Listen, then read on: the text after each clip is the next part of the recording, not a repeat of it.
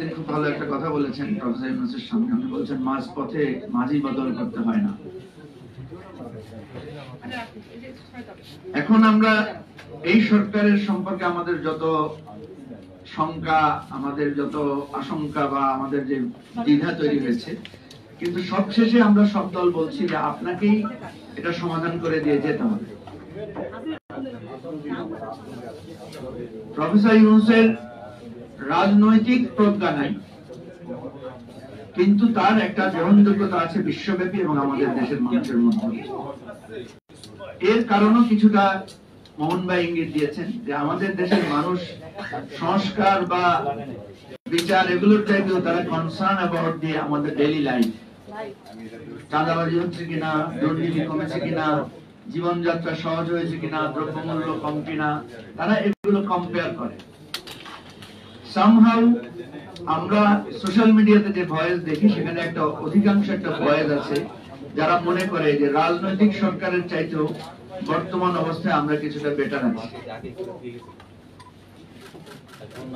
এখন আরেকটা পক্ষকে আমরা সবাই এড়িয়ে যাচ্ছি, সেটা হচ্ছে পতিত স্বৈরাচার বা পতিত ফ্যাসিবাদ আওয়ামী লীগ। আমরা যদি চিন্তা করে দেখি আওয়ামী লীগ এখন কি করছে, আসলে দেখবেন অনেকদিন আওয়ামী লীগ একটু চুপচাপ আছে। শেখ হাসিনা তো চুপচাপ থাকার লোক না, আমরা সবাই জানি। ওনাকে চুপচাপ থাকা ওনার স্বভাব সিদ্ধ বিষয় না। এই যে উনি চুপচাপ আছেন, এটা একটা লক্ষণ। সেটা হচ্ছে উনি এখন ঘাপটি মেরে আছেন। আসলে উনি এনজয় করছেন এই যে আমাদের মধ্যে একটা সংশয়, দ্বিধা, পরস্পর কাদা ছোড়াছুড়ি, যেটা 9 মাস আগে আমরা করি নাই, এখন আমরা সিরিয়াসলি করছি। এটা শেখ হাসিনা খুব এনজয় করছেন। এবং উনি যেখানে আছেন ওখানে সিসি ক্যামেরা থাকলে আমরা অনেক ওনার এনজয়মেন্টের হয়তো কোনো লক্ষণ আমরা দেখতে পেতাম। ভারত সরকার যে কি চিজ, ভবিষ্যতে হয়তো এই ধরনের এনজয়মেন্টের তথ্য আমাদের সামনে আসতেও পারে। এখন প্রশ্ন হচ্ছে যে সমাধান কি? দেখেন, আমরা সরকারের ভেতরের যে সমস্ত আলাপ পাচ্ছি, সেখান থেকে আমরা একটা আভাস পাচ্ছি যে ওনারা এখন সংস্কারের চাইতেও ওনারা এখন নির্বাচনের দিকে যেতে চাচ্ছেন। যদিও এখানে আমরা অনেক যুক্তি তর্ক দিয়ে বোঝাতে পারবো যে সংস্কার নির্বাচনের বাইরে ওনারা অনেক এজেন্ডা হাতে নিয়েছেন, যেগুলো বন্দর, যেগুলা করিডোর, যদিও ওনারা করিডোর হচ্ছে না এটা ক্লিয়ারলি বলেছেন, আরো অন্যান্য বিষয়। এর কারণ এই যে রাশেদ বলল যে বিনিয়োগের চেষ্টা, প্রধান উপদেষ্টা জাপান যাচ্ছেন, সেখানে কালকে বলেছেন যে 1 লক্ষ লোককে নিয়ে যাওয়ার জন্য। এগুলো কি কোনো কৌশল, ছলনা, নাকি এর মধ্যে কোনো একটা সুনির্দিষ্ট পরিকল্পনা আছে? আমি বিষয়গুলোকে ইতিবাচক ভাবে দেখতে চাই, কারণ প্রফেসর ইউনূস যে মানের লোক, উনি চাইবেন ওনার পিরিয়ডটা যাতে বাংলাদেশে একটা মাইলস্টোন হিসেবে থাকতে পারে, সেজন্য উনি চেষ্টা করছেন বিভিন্ন দিকে করার জন্য। এটাকে আমি পজিটিভলি দেখতে চাই, সন্দেহের চোখে দেখতে চাই না। কারণ আমরা যে জিনিসটা সন্দেহ করছি যে উনি দীর্ঘায়িত করতে চান, উনি থেকে যেতে চান, উনি তো বলেছেন আমি থাকতে চাচ্ছি না, এখনই আমাকে ছেড়ে দেন। আবার আমরা ওনাকে ছাড়তেও চাই না। যে লোকটাকে সন্দেহ করছি, যে লোকটাকে বলছি যে ওনার পেছনে আসলে খারাপ উদ্দেশ্য আছে, তো উনি যখন বলছেন আমি যাই, তখন আবার আমরা বলছি যে আপনি যান না থাকেন। তো এই পরিধির মধ্যে আমাদের সমস্যাটাকে আলোচনা করতে হবে এবং সমস্যার সমাধান বের করতে হবে। এখন আসেন, প্রফেসর ইউনূস যে আলোচনাটা তুলেছেন যে নির্বাচনের পরিবেশ নাই, আমরা সব রাজনৈতিক দল, সিভিল সোসাইটি, আদার্স স্টেক হোল্ডাররা যদি আমরা বলি যে কি সমস্যা নির্বাচন নিয়ে বলেন, আমরা এনশিওর করব। আমরা কি এটা বলতে পারি না? নির্বাচনের সমস্যাটা কি আমি একটা আলোচনা তুলি, বাকিরা হয়তো বলবেন, খুসরু ভাই আরো সুন্দরভাবে বলবেন। নির্বাচনের একটা সংকট হচ্ছে আইন শৃঙ্খলা পরিস্থিতি। কেন্দ্রগুলো ঠিক মতো ভোটাররা যেতে পারবে কিনা, ভোট গণনা ঠিক মতো হবে কিনা, ফলাফল ঠিক মতো হবে কিনা, এটাই তো, বা আরো কিছু আপনারা যদি বলেন। এই জায়গায় সংঘর্ষ সৃষ্টি করবে কারা? বেশিরভাগই তো রাজনৈতিক দলগুলোই করবে। ভোট দখল, তারপরে আপনার কি বলে কেন্দ্র দখল বা মানুষকে তার অধিকার হরণের কাজগুলো তো রাজনৈতিক দলগুলোই করবে। তাহলে রাজনৈতিক দলগুলো যদি আমরা একটা অ্যাসুরেন্স দেই গভর্নমেন্টকে আমরা একটা ফ্রি ফেয়ার ইলেকশনের জন্য চেষ্টা করব। এখন আমি দেখেন এখানে তিনটা পক্ষকে খুব উত্তেজিত দেখতে পাচ্ছি। একটা হচ্ছে বিএনপি, একটা হচ্ছে জামাত, আর একটা দেখতে পাচ্ছি এনসিপি। বিএনপি জামাতের একটা সঙ্গত কারণ আছে, কারণ বিএনপি জামাতের কোথাও কোথাও তাদের ভোট যুদ্ধ আছে, তাদের একটা মানে কনস্টিটিউয়েন্সি বেস, তাদের একটা কম্পিটিশন আছে। এটা হচ্ছে 50 থেকে 60-70টা বা আরো বাড়ালে এটাকে আপনি 100 ধরে নেন। এনসিপি যেহেতু একটা নিউ ক্রেজ, তারা যেহেতু এখন কেউ মনে করেন যে তারা ডিফেক্টো ক্ষমতাসীন দল, সুতরাং তাদের একটা উত্তেজনা আছে, তাদের একটা কম্পিটিশনের জায়গা আছে। আরেকটা সংকট আছে, সেটা আমার বলা উচিত না, তারপর আমি বলছি, একটু সমালোচনা শুনলেও বলবো। সেটা হচ্ছে বড় দলগুলো আভ্যন্তরীণ একটা ক্ল্যাশ বা কোন্দল থাকতে পারে। ধরেন বিরোধী প্রার্থী, অর্থাৎ আপনি একজনকে প্রার্থী দিলেন, সেখানে একজন বিদ্রোহী প্রার্থী আসবে। এই বিদ্রোহী প্রার্থীর একটা মারামারি, একটা পরস্পর প্রতিযোগিতা, ভোটারদেরকে টানাটানি, মিছিলে হামলা, তারপরে ওই যে নির্বাচনী কি বলে এগুলাকে, নির্বাচনী যে ওই যে বানানো হয় কেন্দ্র এজেন্ট, এগুলো নিয়ে মারামারি হতে পারে। এখন একটা প্রশ্ন আসছে যে যখন সিটি কলেজ আর ঢাকা কলেজ মারামারি হয়, পুলিশ কিছু করতে পারে না। যখন জগন্নাথের ছাত্ররা আপনার যমুনা ঘেরাও করতে আসে, তখন পুলিশ দ্বিধাগ্রস্ত হয় যে কি বোমা মারবো না লাঠি চার্জ করবো না ছাইড়া দিব। ছাইড়া দিলে ছেলেরা যমুনা ভবনে ঢুকে, আর বাধা দিলে লাঠি চার্জ করলে পেপারে পত্রিকা আসবে যে ফেসিবাদের পুলিশ এখন বিপ্লবের ছাত্রদের উপরে মারতেছে।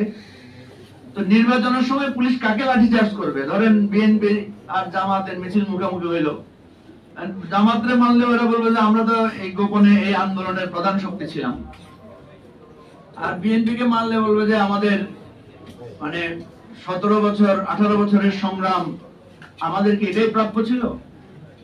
আর আমাদের গায়ে মারলে তো আমরা বলবো যে হ্যাঁ আমরা এমনি কথা বলতে পারি না, তা আমাদের একটা ছোট্ট মিছিল, তাও পুলিশ এসে মারলো। সুতরাং নির্বাচন এটা প্রহসনমূলক, এটা তো আমরা নাই। ভাই আমি কি কোনো খারাপ কিছু কইতেছি? আপনারা চুপচাপ বসে রয়েছেন, সব সম্মতি টম্মতি দিয়ে কথা ঠিক আছে কিনা। এই যে একটা সম্ভাব্য সংকট, আমি সেটা নিয়ে আলোচনা করতে চাই। কারণ দেখেন এখানে রাজনীতিটা কিন্তু ঘুরপাক খাচ্ছে একটা ন্যারেটিভ দাঁড় করানোর পেছনে। একটা ন্যারেটিভ যে এই সরকার আসল কাজ না করে নকল কাজ নিয়ে ব্যস্ত এবং তারা বিলম্বিত করতে চাচ্ছে। আর একটা ন্যারেটিভ হচ্ছে এই সরকার সহযোগিতা পাচ্ছে না, সে সংস্কারও করতে পারছে না, সে নির্বাচনও করতে পারছে না। তাহলে ন্যারেটিভটাকে যুক্তির জায়গায় এনে জনগণের কাছে গেলেই তো আমাদের আসল সমাধানটা সেখানে বেরিয়ে আসবে, এবং জনমত যেদিকে যাবে সেদিকেই মানুষের আলটিমেট পজিশনটা যাবে। এখন প্রফেসর ইউনূস যখন পদত্যাগ করে বসবেন বা উনি ধরেন বললেন, তখন যদি জনগণের কোনো রিপারকেশন না হয় তাহলে তো একরকম হবে। আর প্রফেসর ইউনূস যদি রণভঙ্গ দেন, তখন যদি জনগণের একটা রিপারকেশন হয়, তখন রাজনৈতিক দলগুলো তো একটু ব্যাকফুটে থাকবে। এই আলোচনাগুলো এখন সামনে আনতে চাই, আর অতীতের ওই কে কি করেছে এগুলো আলোচনা আনতে চাই না। এই সামনের আলোচনা নিয়ে এখন আমাদেরকে দিক নির্দেশনা ঠিক করতে হবে। আমরা দোষ ধরলে, কাদা ছোড়াছুড়ি করলে, এখানে আমরা যারা আছি সকলের অসংখ্য দোষ আছে, অসংখ্য কাদা ছোড়াছুড়ি করার এলিমেন্টস আছে। সুতরাং আমি আমার কথাটা এখানেই শেষ করতে চাই। প্রফেসর ইউনূস শুধু নির্বাচন দিয়ে চলে যেতে আসেন নাই, এটা হচ্ছে ওনার কমন স্টেটমেন্ট। উনি আরো কিছু করতে চান, সুতরাং সেটা আমরা ওনার কাছে জানতে চাই, জিজ্ঞেস করতে চাই আপনি আর কি কি করতে চান। সেই কি কি করতে চানের মধ্যে আমরা যদি ওনাকে বলি যে ঠিক আছে এটা এটা করেন, ওইটা এটা করেন না, এগুলো পাবলিকলি আলোচনা হোক। আর উনি যদি মনে করেন যে না আমার সাথে আপনাদের পোষাচ্ছে না, তাহলে সেকেন্ড টায়ারের আলোচনাটা শুরু করতে হবে যে আমরা আমাদের নির্বাচনের জায়গায় কিভাবে যাব। সারাদিন এরকম আলোচনা করে একজন আরেকজনের পোস্টমর্টেম করলে সমাধান আমাদের আসবে না। আজকের আলোচনা থেকে এই দ্বিতীয় ধারার আলোচনাটা শুরু হোক। আমি এই গণতান্ত্রিক রাষ্ট্র পরিষদকে স্পেশালি সাইফুল হককে ধন্যবাদ দিই, কারণ উনি আমাকে এখানে থাকার জন্য বলেছেন। আজকের এই ছোট্ট ঘরের আলোচনা থেকে আমাদের দ্বিতীয় ধাপের সংলাপ এবং দিক নির্দেশনামূলক ট্রাভেল শুরু হোক, এটাই আমার প্রত্যাশা। সবাইকে ধন্যবাদ। আসসালামু আলাইকুম।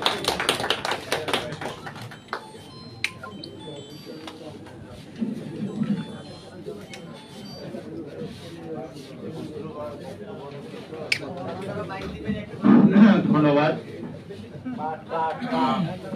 প্রিয় বন্ধুগণ, বাংলাদেশ গণতান্ত্রিক রাষ্ট্র পরিষদ কর্তৃক আয়োজিত আজকের এই আলোচনা সভায় আমাদের লক্ষ্য ছিল একটা অহিংসা বাংলাদেশ, অসাম্প্রদায়িক বাংলাদেশ, ন্যায্যতা এবং সমতার ভিত্তিতে একটি সুন্দর গণতান্ত্রিক বাংলাদেশ বিনির্মাণ।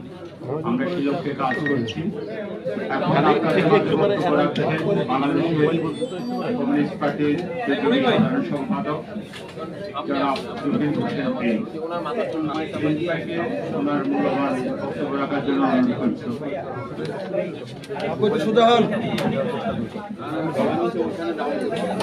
মনির ভাই ওই অলরেডি বসা শুরু হয়েছে।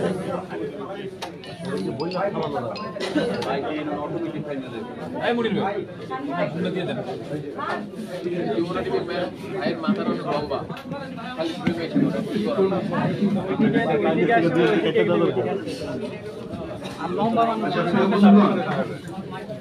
আজকের এই আলোচনা সভার সম্মানিত সভাপতি,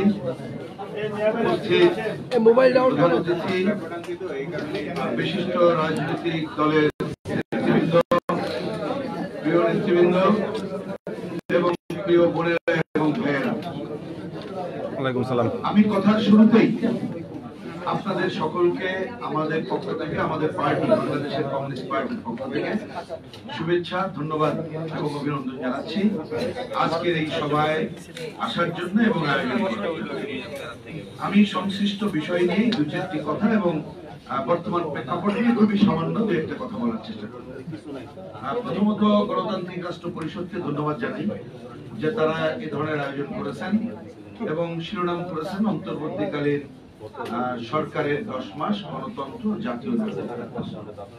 আমার বিবেচনায় এখনকার প্রেক্ষাপটে শুধু গণতন্ত্রের প্রশ্নটাও রাখেন নাই, জাতীয় নিরাপত্তার প্রশ্নটাও এনেছেন এই কারণে, কারণ সাম্প্রতিককালে অন্তর্বর্তীকালীন সরকারের অনেক ঘটনা বা কার্যক্রমের মধ্য দিয়েই আমাদের জাতীয় নিরাপত্তার হুমকির প্রশ্নটি কিন্তু সামনে চলে এসেছে। সুতরাং তারাও বিষয়টিকে এনেছেন, এই জন্য আমি ধন্যবাদ জানাচ্ছি। আমি ধন্যবাদ জানাচ্ছি যে ওনারা খুব ছোট্ট পেপার হলেও আমি একটু এখানে এসে শোনারও চেষ্টা করলাম, আবারও পড়ার চেষ্টা করলাম। সেটা হিসাব করলে দেখলাম যে ওনারা শুরু করেছেন, শেষ যেটা করেছেন সেটাই প্রথম কথা, যত বড় একটা গণপরিবর্তন হলো সেই সম্ভাবনা যাতে বিফলে না যায় সেই চেষ্টা করতে হবে। খুবই কারেক্ট। এ ব্যাপারে এখানে আমরা যারা আছি বা আমার ধারণা আমাদের দেশের অধিকাংশ মানুষ এই ব্যাপারে ঐক্যমত্যে আছে, এটি নিয়ে কোনো দ্বিধা নেই। ওনারা এটা শেষে বললেও প্রথমে যেভাবে প্রশ্নগুলো তুলেছেন খুবই কারেক্ট তুলেছেন বলে আমার কাছে মনে হচ্ছে, এবং শুরুটা যেটা করেছেন আমার বিবেচনায় আরো গুরুত্বপূর্ণ এবং গণতন্ত্রের প্রশ্ন গুরুত্বপূর্ণ। যেই 10 মাসে আমরা অনেক কিছু দেখলেও একটা স্থিতিশীল রাজনৈতিক পরিবেশ দেখছি,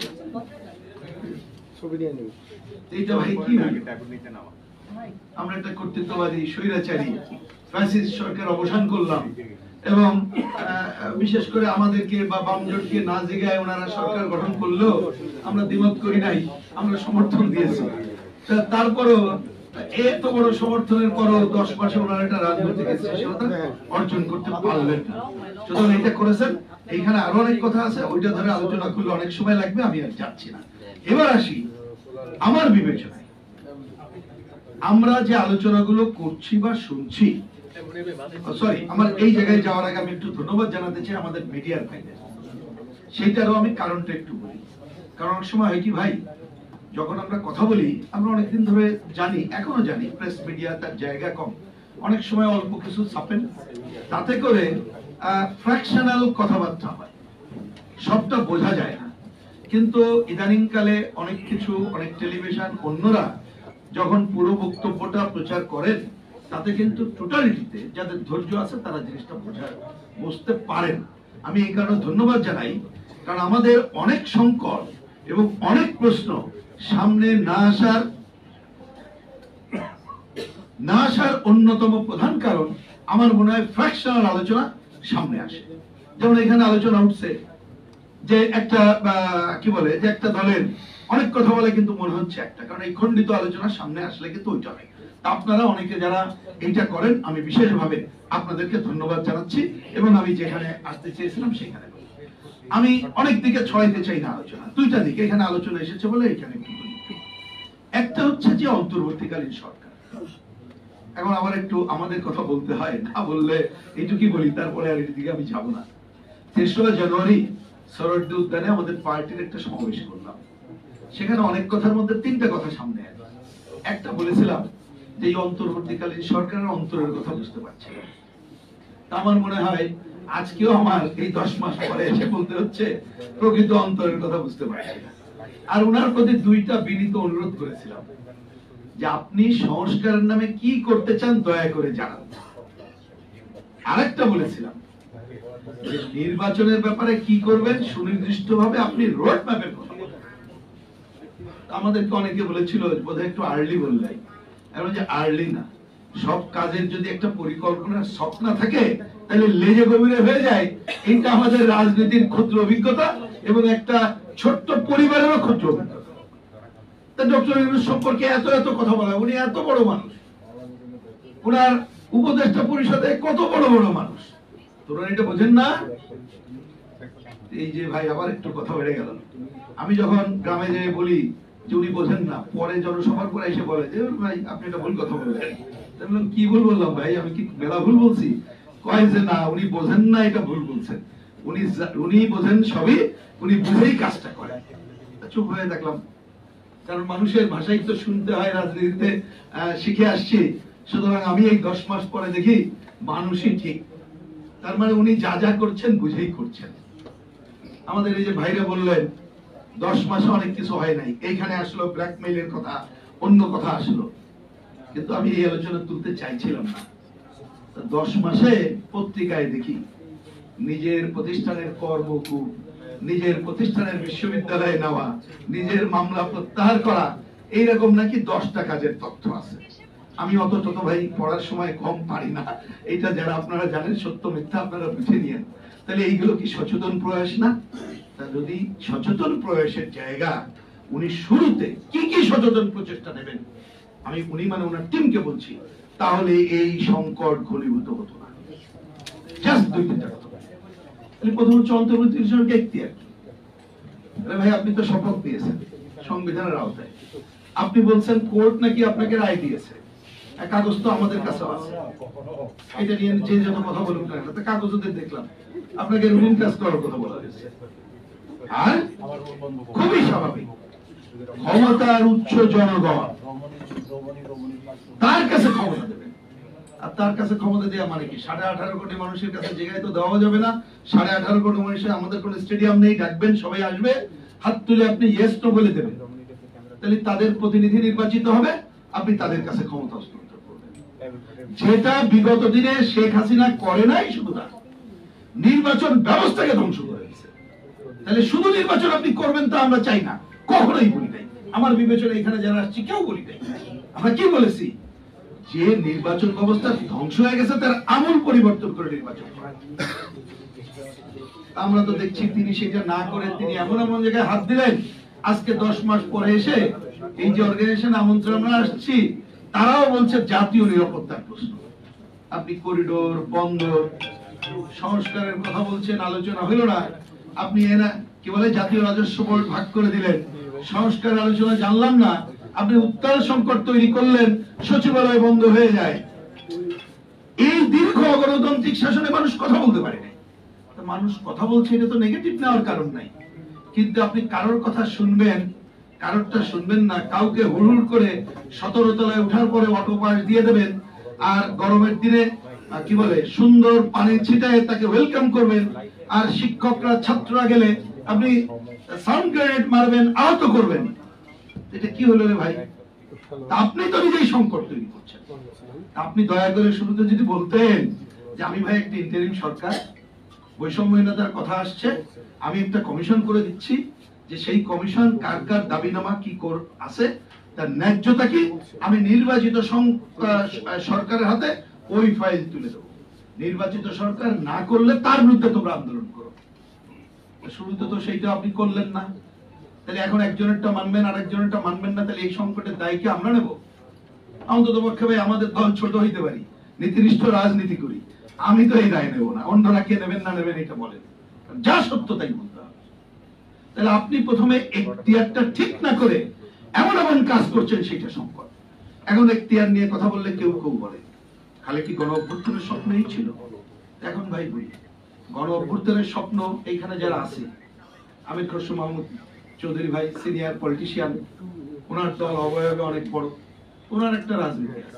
উনি যদি বলেন আমি ওইটাই করতে চেয়েছিলাম, বাংলাদেশে জাতীয়তাবাদ এবং জিয়াউর রহমানের 19 দফা প্রতিষ্ঠা ছাড়াই আমি সর্বনা, আর আমি যদি বলি ভাই কমিউনিস্ট পার্টি আমার লক্ষ্য সমাজতন্ত্র, আমি ঘোষণা দিয়েছি 17 দফা কর্মসূচি আছে, বিপ্লবী গণতান্ত্রিক পরিবর্তন, মৌলিক পরিবর্তন ছাড়া আর যাব না, তাহলে কোনোদিন সমাধান হবে? আর এটা কি সমাধান আপনি করতে পারবেন? তাহলে এতগুলো দল, তাহলে যার যারটা থাকুক, আপনি ন্যূনতমটুকু নেন, গণতন্ত্র, প্রয়োজনীয় সংস্কার আর বিচারের কথা আপনি যেটা বলছেন সবাই থাকবে। এত বড় হত্যাযজ্ঞ, তার বিচার করার কথা কেন বলে? এটা তো দৃশ্যমান চাই আমরা। তাহলে সেই কাজের বাইরে আপনি যখন এখতিয়ার বহির্ভূত কাজে হাত দিয়েছেন, কোন বিশেষ গোষ্ঠী, কোন দলের স্বার্থ সংরক্ষণ করতে চাইছেন, তখনই সংকট তৈরি হয়েছে। তাইলে এখন উত্তরণ তো আপনার হাতে। আজকে দেখেন, এটা খুবই দুঃখের সাথে বলতে হচ্ছে, এই সভায়ও বলা হচ্ছে, পত্র পত্রিকাও দেখি, আচ্ছা উনি কি বাদ দিলাম, বয়স্ক তো একটা মানুষ, 84-85 বছর বয়স। একটু আমাদের সমাজে তো কতগুলো কালচার আছে, আমরা কাউকে অপছন্দ করলেও এত বছর বয়স্ক লোক যখন একটু মন খারাপ করে, আমাদেরও তো মন খারাপ হওয়ার কথা, মন খারাপ হওয়ার কথা না ভাই? কিন্তু দেখলাম উনি পদত্যাগের কথা বললেন, নানা কথা আসলো, আজকেও এখানে ব্ল্যাকমেইলের কথা আসলো। তার মানে আপনি এই জায়গায় আজকে নিজেকে আপনার টিমের কারণে এটাকে নিয়ে গেছেন। পুরনো কথা বলতে চাই না, খালি মনে করে দিই, হঠাৎ করে হয়েছে তা না। শুরুতে আপনার উপদেষ্টাই তো বলেছে শেখ হাসিনা যতদিন ক্ষমতায় থাকার কথা ছিল আমি থাকবো। আপনার উপদেষ্টা বলেছে আমাদের 5 বছর জনগণ চায়। একজন উপদেষ্টা কে বলেছে আমরা নির্বাচিত না, আমরা নির্বাচিত? একজন বলেছে 53 বছরের রাজনীতিবিদরা কি করেছে? কয়দিন আগে উত্তাল মুহূর্তে বলে শুধু নির্বাচনের জন্য আসে নাই। এগুলো সামলান না কেন?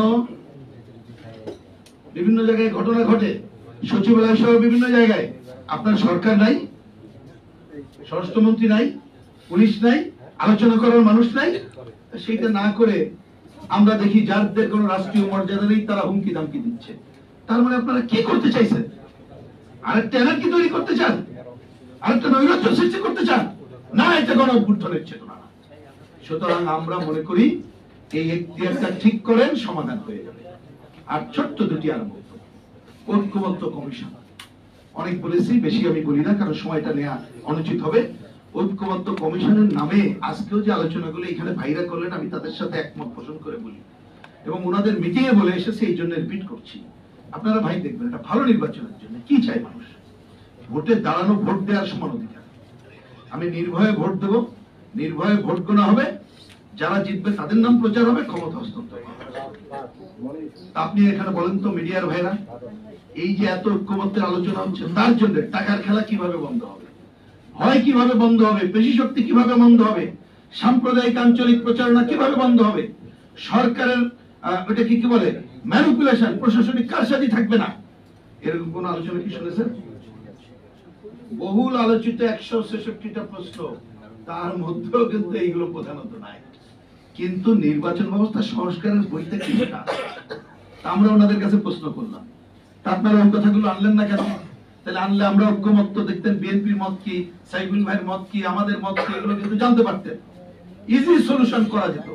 আর আমরা এই মতগুলো আসলে মিডিয়ার কারণে জনগণ জানলে জনগণও তার মত দিতে পারত। আপনারা সেটা করেন নাই, বরঞ্চ ঐক্যমত্যের নামে কিলায় কাঁঠাল পাকানোর চেষ্টা করছেন, যেটা ঐক্যমত্য হবে না, জানা জিনিস সেইটাকে আপনি জনজীবী করছেন। তারপরে বলি 166টা কোশ্চেনে বিশেষ করে জনপ্রশাসন, বিচার আর হচ্ছে কি বলে আরেকটা দুর্নীতি, এই তিনটা আমি যদি ভুল না করে থাকি, ওনারা কিন্তু মাত্র কমিশন কিন্তু 11-12টা রিপোর্ট দিয়েছে। স্বাস্থ্য টাস্থ্য এগুলো নিয়ে কোনো আলোচনা নাই, যেটা জনস্বার্থ, মাত্র 5টায় যে স্প্রেডশিট নামক দিয়েছে, তার আমি যদি ভুল না করি, কারণ আমরা এটা কাজ করেছি, ওনাদের সাথে 2বার বৈঠক করেছি, এই 3টা জায়গায় কিন্তু অধিকাংশ প্রশ্নের আমরা সবাই একই, এবং অনেক কিছু এমনই করা যেত। কোন আলামত দেখছেন? কোন আলামত কিন্তু নাই। বরঞ্চ ওই যে দীর্ঘায়িত করার কথা বলে আমি আজকেও বলছি, ওনারা এমন এমন প্রশ্ন নিয়ে আসছেন যেটা দীর্ঘায়িত করছেন। আর এই কথাটা আমার আবারও বলতে হবে, ওনাদের উদ্দেশ্য নিয়ে ওইখানে বলেছি বলে আজকে বলি, স্প্রেডশিটে একমত দ্বিমত আংশিক মতের পরে ওনারা কি কি বলেছেন জানেন ভাই? কিভাবে এটা করব? এনএসএন গণপরিষদের মাধ্যমে, গণভোটের মাধ্যমে, সংবিধান পরিষদ গঠনের মাধ্যমে। আমি ওনাদেরকে জিজ্ঞেস করলাম, এই প্রশ্নটা আনলেন না কেন, একটা কলাম লিখলেন না কেন নির্বাচিত সংসদের মাধ্যমে? তখন লাজবাব। তার মানে কি, তাহলে উদ্দেশ্যমূলক ভাবে এটাকে বাদ রেখে আপনি অন্য কিছু করতে চান? তাহলে শুরুতেই আপনার কি, এবং যে টিমকে দায়িত্ব দিচ্ছেন লক্ষ্যটা কি, সেটাই তো অন্যতম সমস্যা হিসাবে সামনে আসছে বলে আমাদের কাছে মনে হয়। আমরা তাই মনে করি আর দেরি যতই করবেন ততই সংকট হবে। আরেকটা কথা বলি, মানুষকে অহেতুক অনেক সময় আশাবাদ তৈরি করা হচ্ছে। হ্যাঁ, মানুষ তো চাইবে সে সুখে শান্তিতে থাকতে, এটা কি একদিনে হবে ভাই? এখানে এতগুলো রাজনৈতিক দল, আপনি কি সব পয়েন্টে একমত করতে পারবেন? তাহলে এইটাও মানুষের হাতে ছেড়ে দিতে হবে। এইটা একটা ভুল বিবেচনা আমাদের। মানুষ কালকেই মনে করলো সব দুধে ধোয়া হয়ে যাবে, নির্বাচন হলে সব, নট দ্যাট, সেটা হবে না। কিন্তু নির্বাচন হলে অন্ততপক্ষে যে গণতন্ত্রের অভিযাত্রা ঠিক আছে, মিনিমাম যাওয়া, স্বচ্ছতা, জবাবদিহিতা, জনগণের অংশগ্রহণ ঠিক ছিল, আমরা সেই পথে যাত্রা শুরু করতে পারবো। আমরা এই জন্য মনে করি এই পথে যাত্রা শুরু করার জন্য বিচার দৃশ্যমান করেন।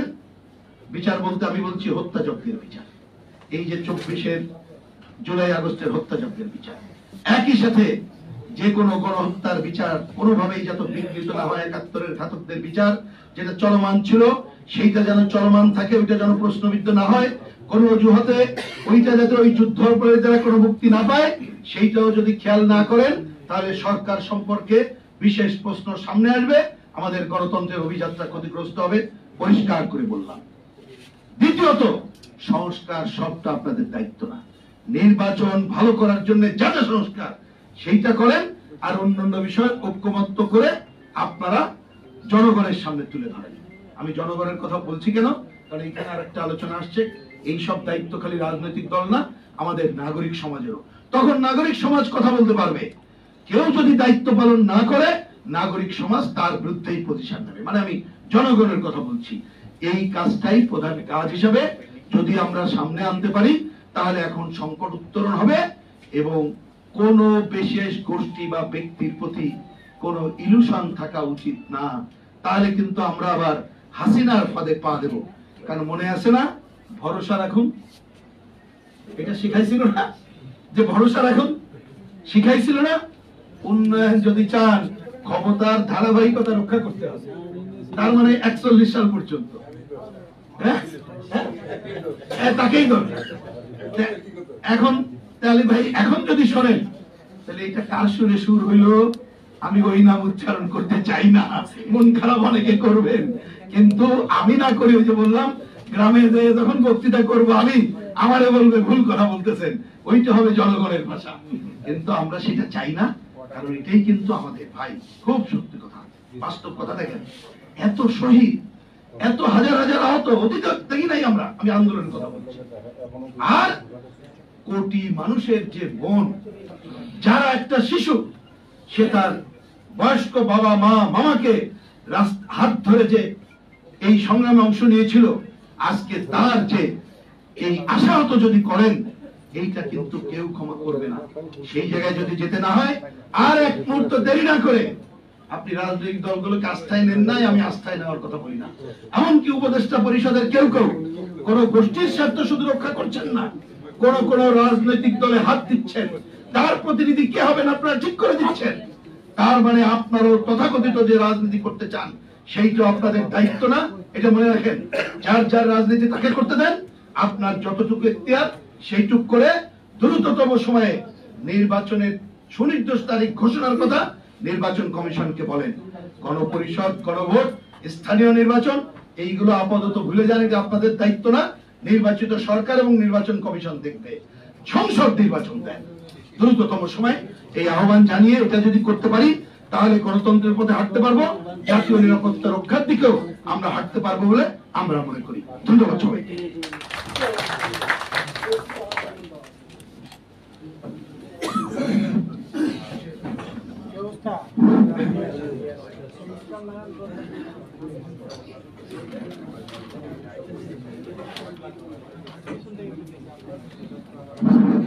ধন্যবাদ প্রিয় প্রিন্স ভাই। সংগ্রামী বন্ধুগণ, এখন আপনাদের মাঝে মূল্যবান বক্তব্য রাখছেন গণতন্ত্র মঞ্চের সমন্বয়ক, ভাসানী জনশক্তি পার্টির সংগ্রামী সভাপতি, বীর মুক্তিযোদ্ধা শেখ রফিকুল ইসলাম বাবলু।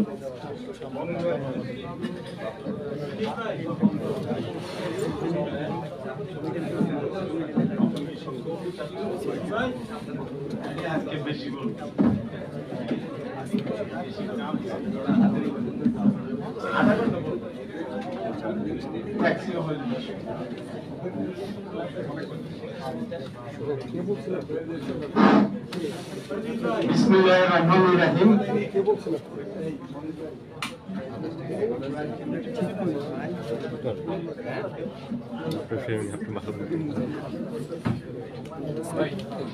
ধাক্কা দিয়ে না আর উনি যেন আমার ধাক্কা না দেয়।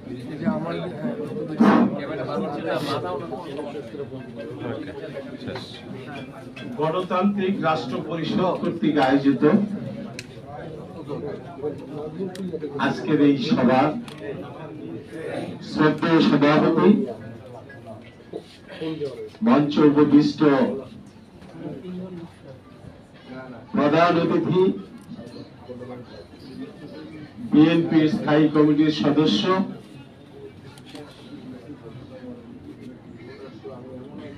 চট্টগ্রামের ঐতিহ্যবাহী পরিবার চৌধুরী পরিবার এবং তৎকালীন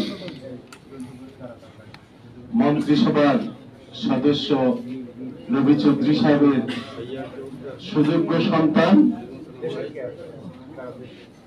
সাবেক মন্ত্রী জনাব আমির খসরু মাহমুদ চৌধুরী, মঞ্চ উপবিষ্ট জাতীয় নেতৃবৃন্দ, আমি গণতন্ত্র মঞ্চের পক্ষ থেকে, ভাসানী জনশক্তি পার্টির পক্ষ থেকে, মিডিয়ার ভাই বোন, উপস্থিত সুধীমণ্ডলী, বিভিন্ন রাজনৈতিক দলের নেতা কর্মীবৃন্দ, আপনাদেরকে জানাই অভিনন্দন, শুভেচ্ছা ও কৃতজ্ঞতা এখানে উপস্থিত হওয়ার জন্য। আজকের এই আলোচনার মূল জিনিস অন্তর্বর্তীকালীন সরকারের 10 মাস, গণতন্ত্র ও জাতীয় নিরাপত্তার প্রশ্ন। এই সাবজেক্টটি বর্তমানে এই সংকটকালীন সময়ে অত্যন্ত গুরুত্বপূর্ণ সাবজেক্ট আমি মনে করি বাংলাদেশের জন্য। যে এই সময় এই সরকারকে মূল্যায়ন করার একটা সময় এসেছে। এই 10 মাস অতিবাহিত হতে যাচ্ছে, 9 মাস পার করে 10 মাসও চলে যাবে আর 3 দিন পর।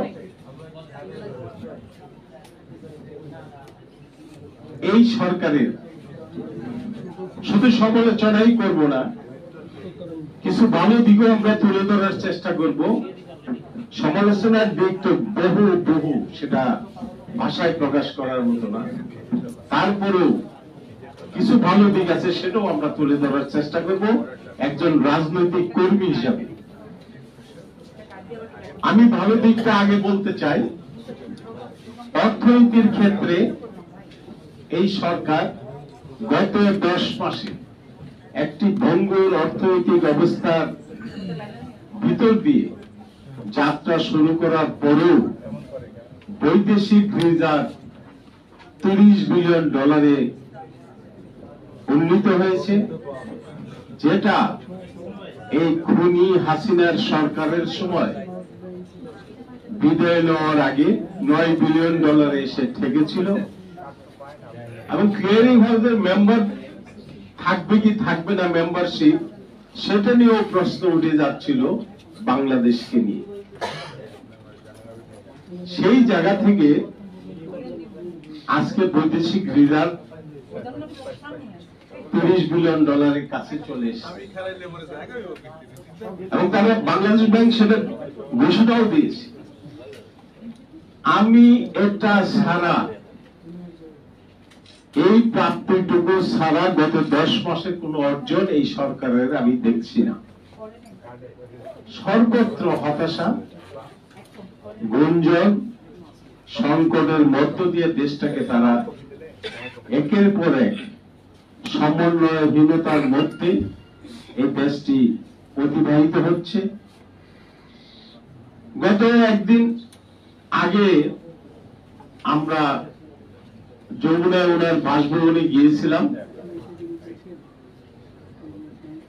এখানে এবিবাডির চেয়ারম্যান মঞ্জু ছিলেন, আমরা বরন্ত মঞ্চের 6 জন ছিলাম। কর্নেল অলি সাহেব ছিলেন, আমাদের টিপু বিশ্বাস ভাই ছিলেন, মহিউল ইসলাম সেলিম ভাই ছিলেন। আমরা একসঙ্গে ওনার সঙ্গে আলোচনা করেছি। আমি সেখানে আমার বক্তব্যে আমি ক্লিয়ার বলেছি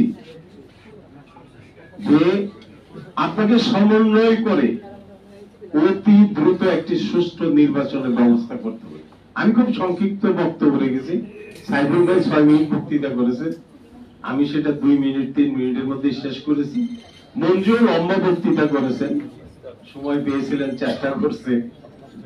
যাই হোক, আমরা সেই জায়গায় আমরা ওনাকে বলেছি যে আপনার কাজ সবার সঙ্গে সমন্বয় করে আপনাকে এই সংকটের অতিক্রম করতে হবে।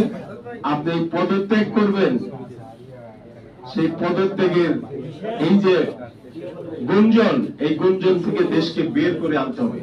আমরা আপনাকে দায়িত্ব দিয়েছি, সবাই মিলে সমস্ত রাজনৈতিক দল আমরা বঙ্গবন্ধু গিয়ে আপনাকে দায়িত্ব দিয়ে এসেছি। আপনি সেই দায়িত্ব মোতাবেক দেশ পরিচালনা করবেন। আর এই দেশপ্রেমিক সেনাবাহিনী, যে সেনাবাহিনী দেশটাকে, তাদের কিছু ভুল ত্রুটি আছে, কিন্তু তারা গৃহযুদ্ধের হাত থেকে সত্যকে সত্য বলতে হবে। ওই সময় সেনাবাহিনী যদি আমাদের পাশে এসে না দাঁড়াতেন, আমার মনে হয় দেশে একটি গৃহযুদ্ধের ভিতর ঢুকে যেত। এটা বাস্তব। কিন্তু সেই সেনাবাহিনী আজকে কেন আঙ্গুল তুলে কথা বলবে এবং তারা সাবজেক্টের বাইরে কেন যাবে সেনাবাহিনী? কাজেই আপনাকে সেনাবাহিনীর সঙ্গে সমন্বয় করে আপনি অতি সত্বর নির্বাচন, একটি সুষ্ঠু নির্বাচনের ব্যবস্থা করুন। সুষ্ঠু নির্বাচন দিয়ে আপনি আপনার ক্ষমতা থেকে আপনি সরে দাঁড়ান, কিন্তু একটা নির্বাচন আপনাকে করতে হবে। উনি আমাদেরকে বলেছে যে আমি জুনের পরে 1 ঘন্টাও ক্ষমতায় থাকবো না। ভালো কথা, আপনাকে কেউ ক্ষমতায় থাকবে, নির্বাচিত প্রতিনিধি দেশ চালাবে, এটা স্বতঃসিদ্ধ কথা। জনগণ যাদেরকে নির্বাচিত করবে তারাই দেশ চালাবে। আপনি সেটা পারবেন না। যদি আমরা রাজনৈতিক দল মনে করি নির্বাচন হওয়ার পর আমরা যদি মনে করি যে না আপনার মতো লোক দরকার আছে, তখন সেটা চিন্তা করা যাবে, সেটা নির্বাচনের পরে, এখন নয়। আমি খুব সংক্ষিপ্ত বক্তব্য বলে এসেছি, এখনো বলছি, সেনাবাহিনীর সঙ্গে সমন্বয় করুন, প্রশাসন, পুলিশ, নির্বাচনের জন্য দেশটাকে প্রস্তুত করুন। তা না করে আপনি ওই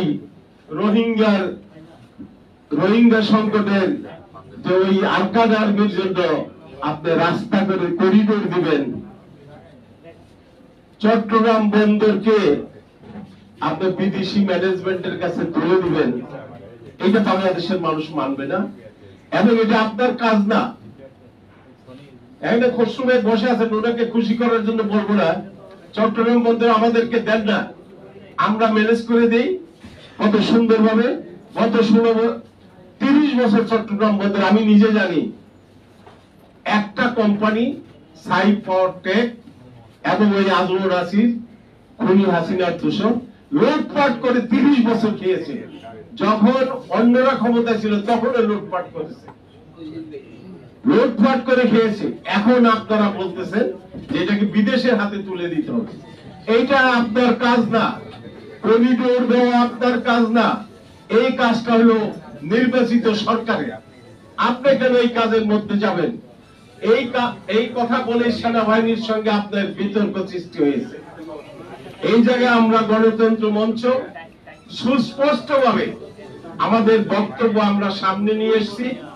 আমরা বলেছি বিচার, গণহত্যার বিচার করতে হবে, গণহত্যার বিচার করতে হবে এবং সংস্কারের পথ নকশা তৈরি করতে হবে এবং নির্বাচনের জন্য একটি পথ নকশা দরকার এই জাতির জন্য। খুব শীঘ্রই আপনি এটা করুন। এটা আমরা গণতন্ত্র মঞ্চের থেকে আমরা একমত হয়ে 6টি দল আমরা বলেছি গণহত্যার বিচার, সংস্কারের জন্য পথ নকশা, নির্বাচনের জন্য পথ নকশা আপনি দিন। আমরা আপনাকে এখনো সমর্থন দিচ্ছি, আমরা নির্বাচন পর্যন্ত আপনাকে সমর্থন দিব। আমরা সমর্থন না দিলে আপনি সুষ্ঠু নির্বাচন করতে পারবেন না। কাজে এটা আমরা করবো, এটা আমাদের দায়িত্ব। আমরা ওই তদবির বাণিজ্য যাব না, নিয়োগ বাণিজ্য আমরা যাব না। আমরা আদর্শিক রাজনীতি করতে চাই বাংলাদেশে।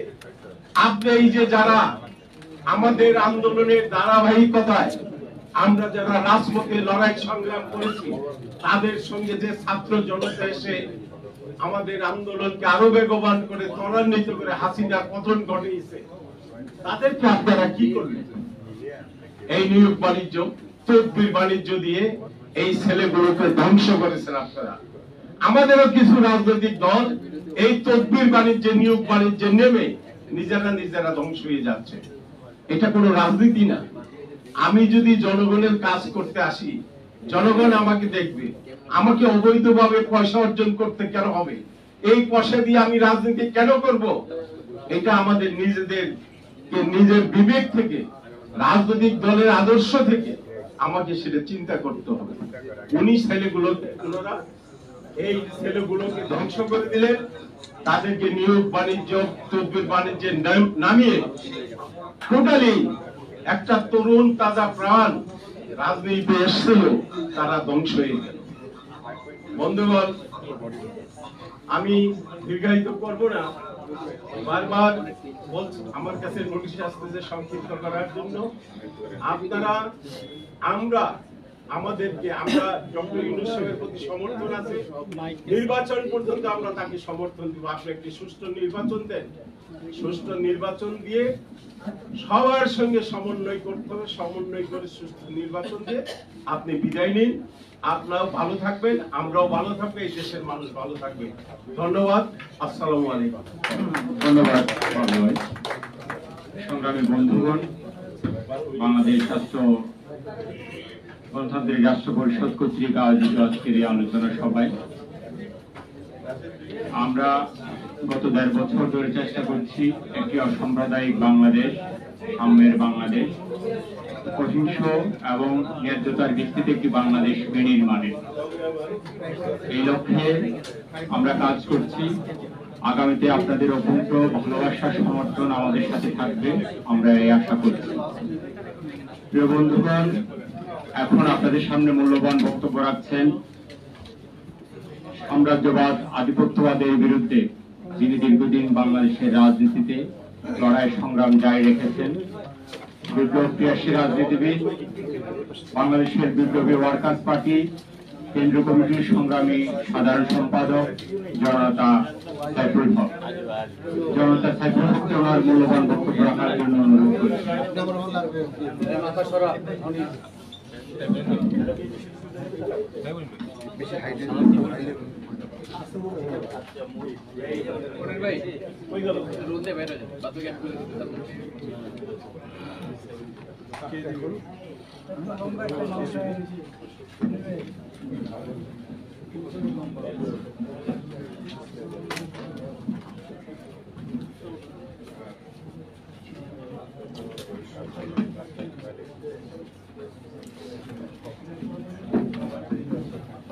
বন্ধুগণ, গণতান্ত্রিক রাষ্ট্র পরিষদ আয়োজিত এই গুরুত্বপূর্ণ আলোচনার প্রিয়ভাজন সভাপতি, গণতান্ত্রিক রাষ্ট্র পরিষদের আহ্বায়ক শেখ আব্দুল নূর, এখানে উপস্থিত বিএনপির স্ট্যান্ডিং কমিটির সংগ্রামী নেতা, বিগত ফ্যাসিস্ট আওয়ামী লীগ আমলে যিনি কয়েকবার জেলে গেছেন, নির্যাতিত হয়েছেন, গণতন্ত্র মঞ্চের বর্তমান সমন্বয়, ভাষানী জনশক্তি পার্টির চেয়ারম্যান মুক্তিযোদ্ধা শেখ রফিকুল ইসলাম বাবু, বাংলাদেশের কমিউনিস্ট পার্টির সিপিবির সংগ্রামী সাধারণ সম্পাদক, আমার বাংলাদেশ এবি পার্টির সংগ্রামী চেয়ারপারসন চেয়ারম্যান জনাব মুজিবুর রহমান, গণ অধিকার পরিষদের সংগ্রামী সাধারণ সম্পাদক জনাব রাশেদ খান, আমার বন্ধুগণ, প্রিয়ভাজন কবি মোহন রায়ের সহ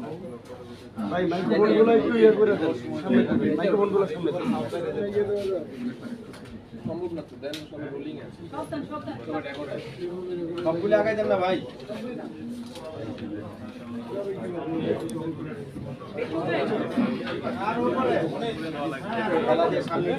আরে নিচে নিচে দেন, উপরে দিলে তো থেকে নিচে নামায় দেন বোমগুলা ভাবে দেন। সামনে কষ্ট দেওয়া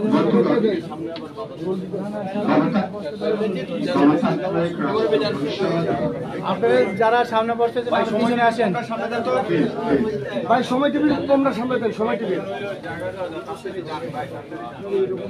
যারা সামনে বসতেছে যারা আর পিছনে আসেন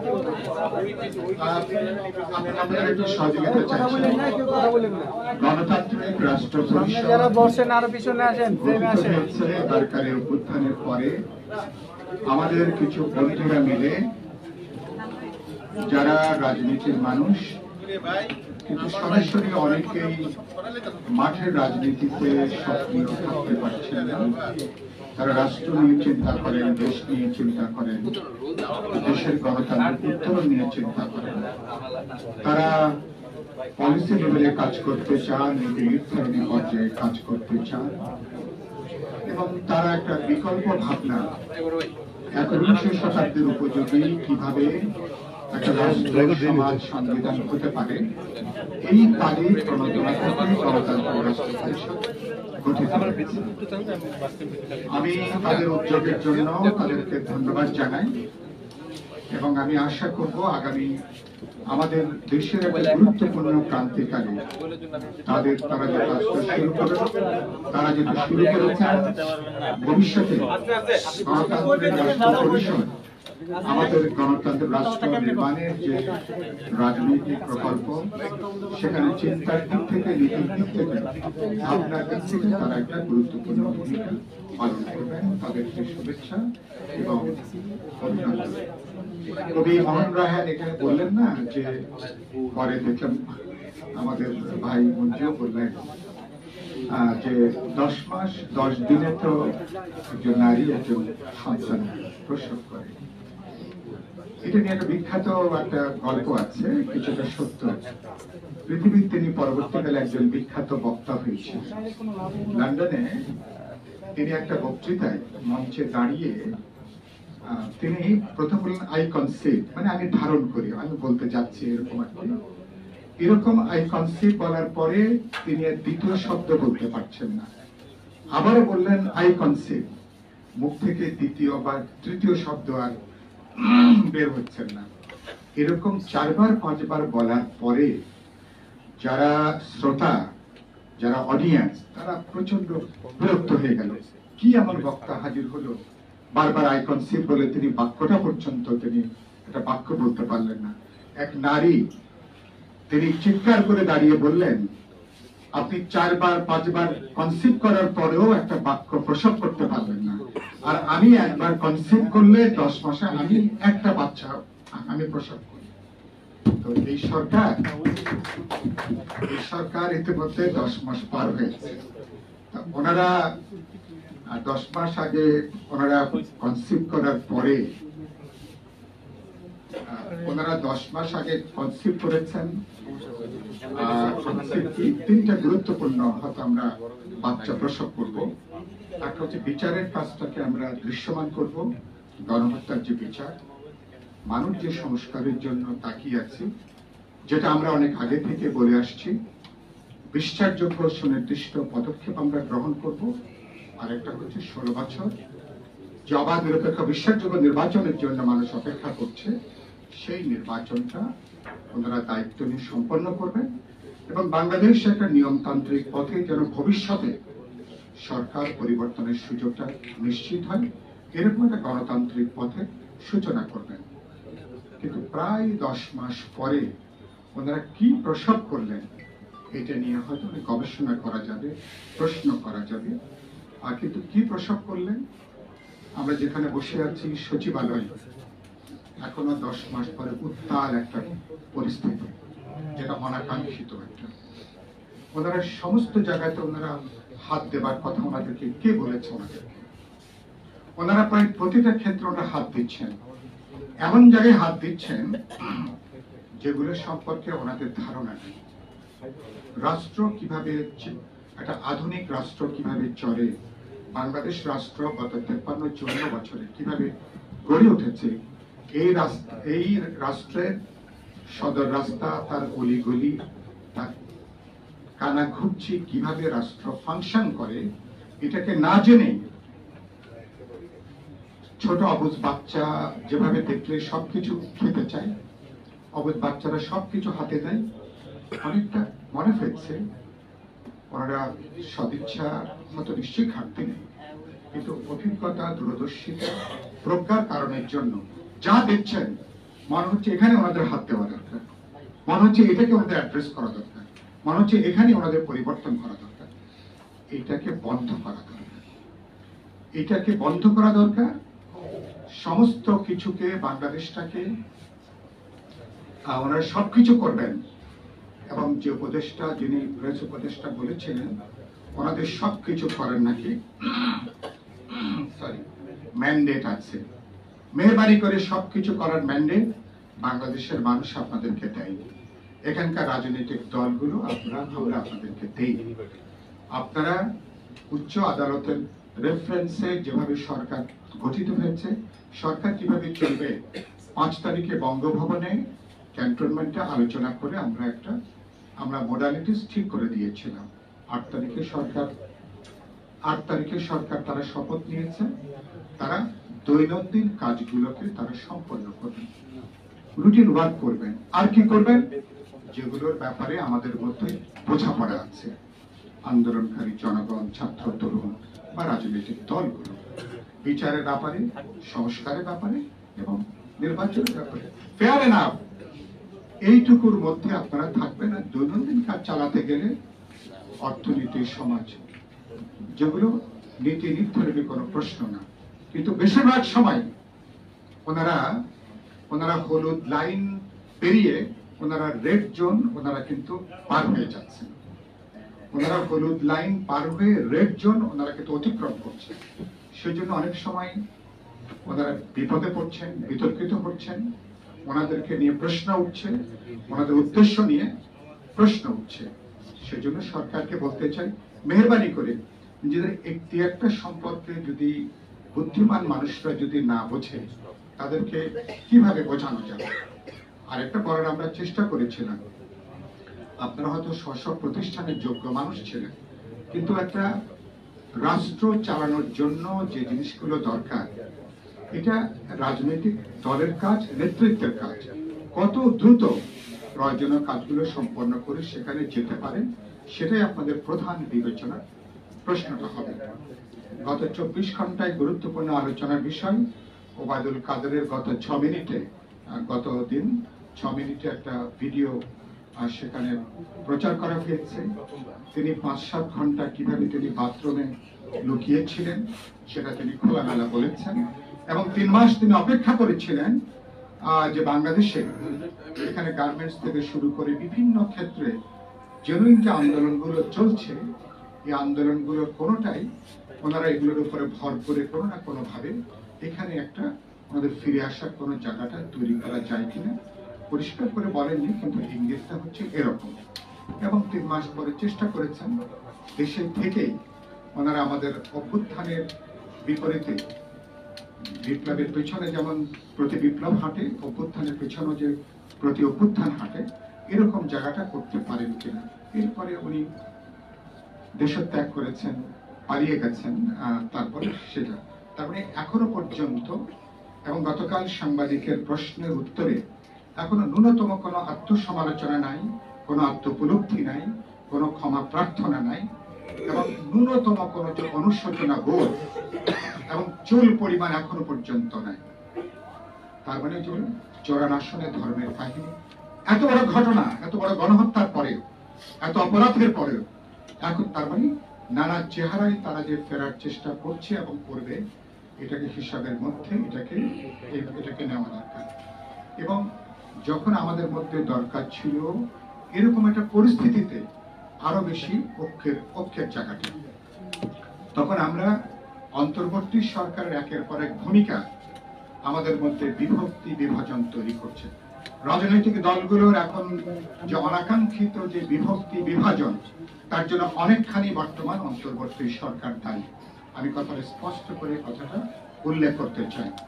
তারা বিশেষ একটা দলকে মদত জোগাতে যে কোলে পিঠে বুকে করে একটা দলকে বানাতে যেয়ে আমরা সেদিন বলেছি পরশুদিন সরকারের দল নিরপেক্ষ চরিত্র তারা বিসর্জন দিয়েছেন, অপ্রয়োজনীয়ভাবে নিজেদেরকে তারা বিতর্কিত করেছেন। তারা রাজনৈতিক দলগুলোকে তারা একটা মুখোমুখি অবস্থানে তারা নিজেরা দাঁড়িয়ে গেছেন, এবং যেটা তাদের নিরপেক্ষতাকে গুরুতরভাবে প্রশ্নবিদ্ধ করেছে। তারা যদি এই তৎপরতা অব্যাহত রাখেন, তাহলে তাদের অধীনে আগামীতে জাতীয় নির্বাচন করা যাবে কিনা, ইতিমধ্যে এই প্রশ্নটা নানা জায়গা থেকে উত্থাপিত হয়েছে। সুতরাং এই প্রশ্ন তারা যদি এভাবে চলতে থাকে, আজকে কালকে না হলে পরশুদিন এই সরকারের অধীনে নির্বাচন করা যাবে কিনা, নির্বাচন নিরপেক্ষ হবে কিনা, এই প্রশ্নটা রাজনৈতিক দল জনগণ কিন্তু তুলতে থাকবে। সরকারকে এখনই এ ব্যাপারে এই কথাটা সেদিন আমরা ওনাকে পরিষ্কার করে বলেছি, আপনার সরকারের নিরপেক্ষ চরিত্র বৈশিষ্ট্য অক্ষুণ্ণ রাখা দরকার। বাবলু ভাই ছিলেন, আমাদের মঞ্জু সেখানে ছিলেন, ওনারা একই কথাটা আমি বলেছি, অন্যরাও বলেছে। 2 নম্বর কথা হচ্ছে যে নৈরাজ্যের জায়গাটা হচ্ছে কেন।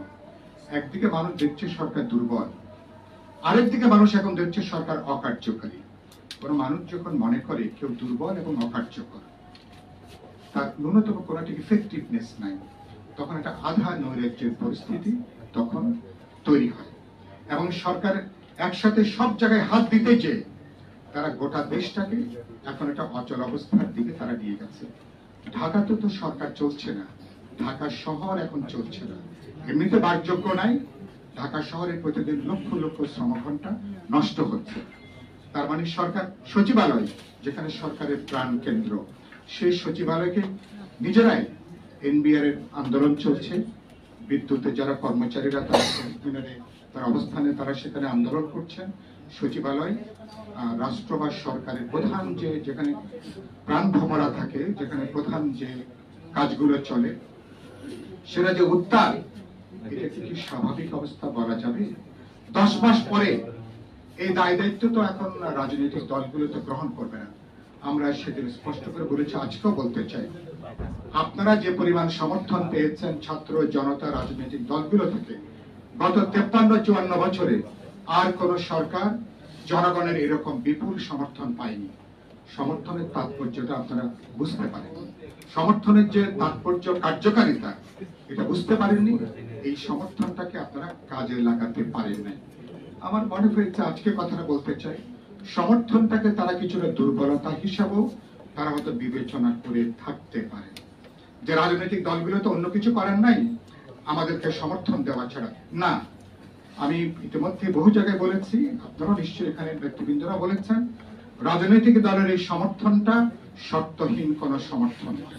সেজন্য আমরা বলেছি আপনারা মেহেরবানি করে সঠিক রাস্তায় থাকেন, সিরাতুল মুস্তাকিমে থাকেন, রাইট ট্র্যাকে আপনারা থাকেন, এবং আপনারা পথ হারিয়ে ফেলছেন।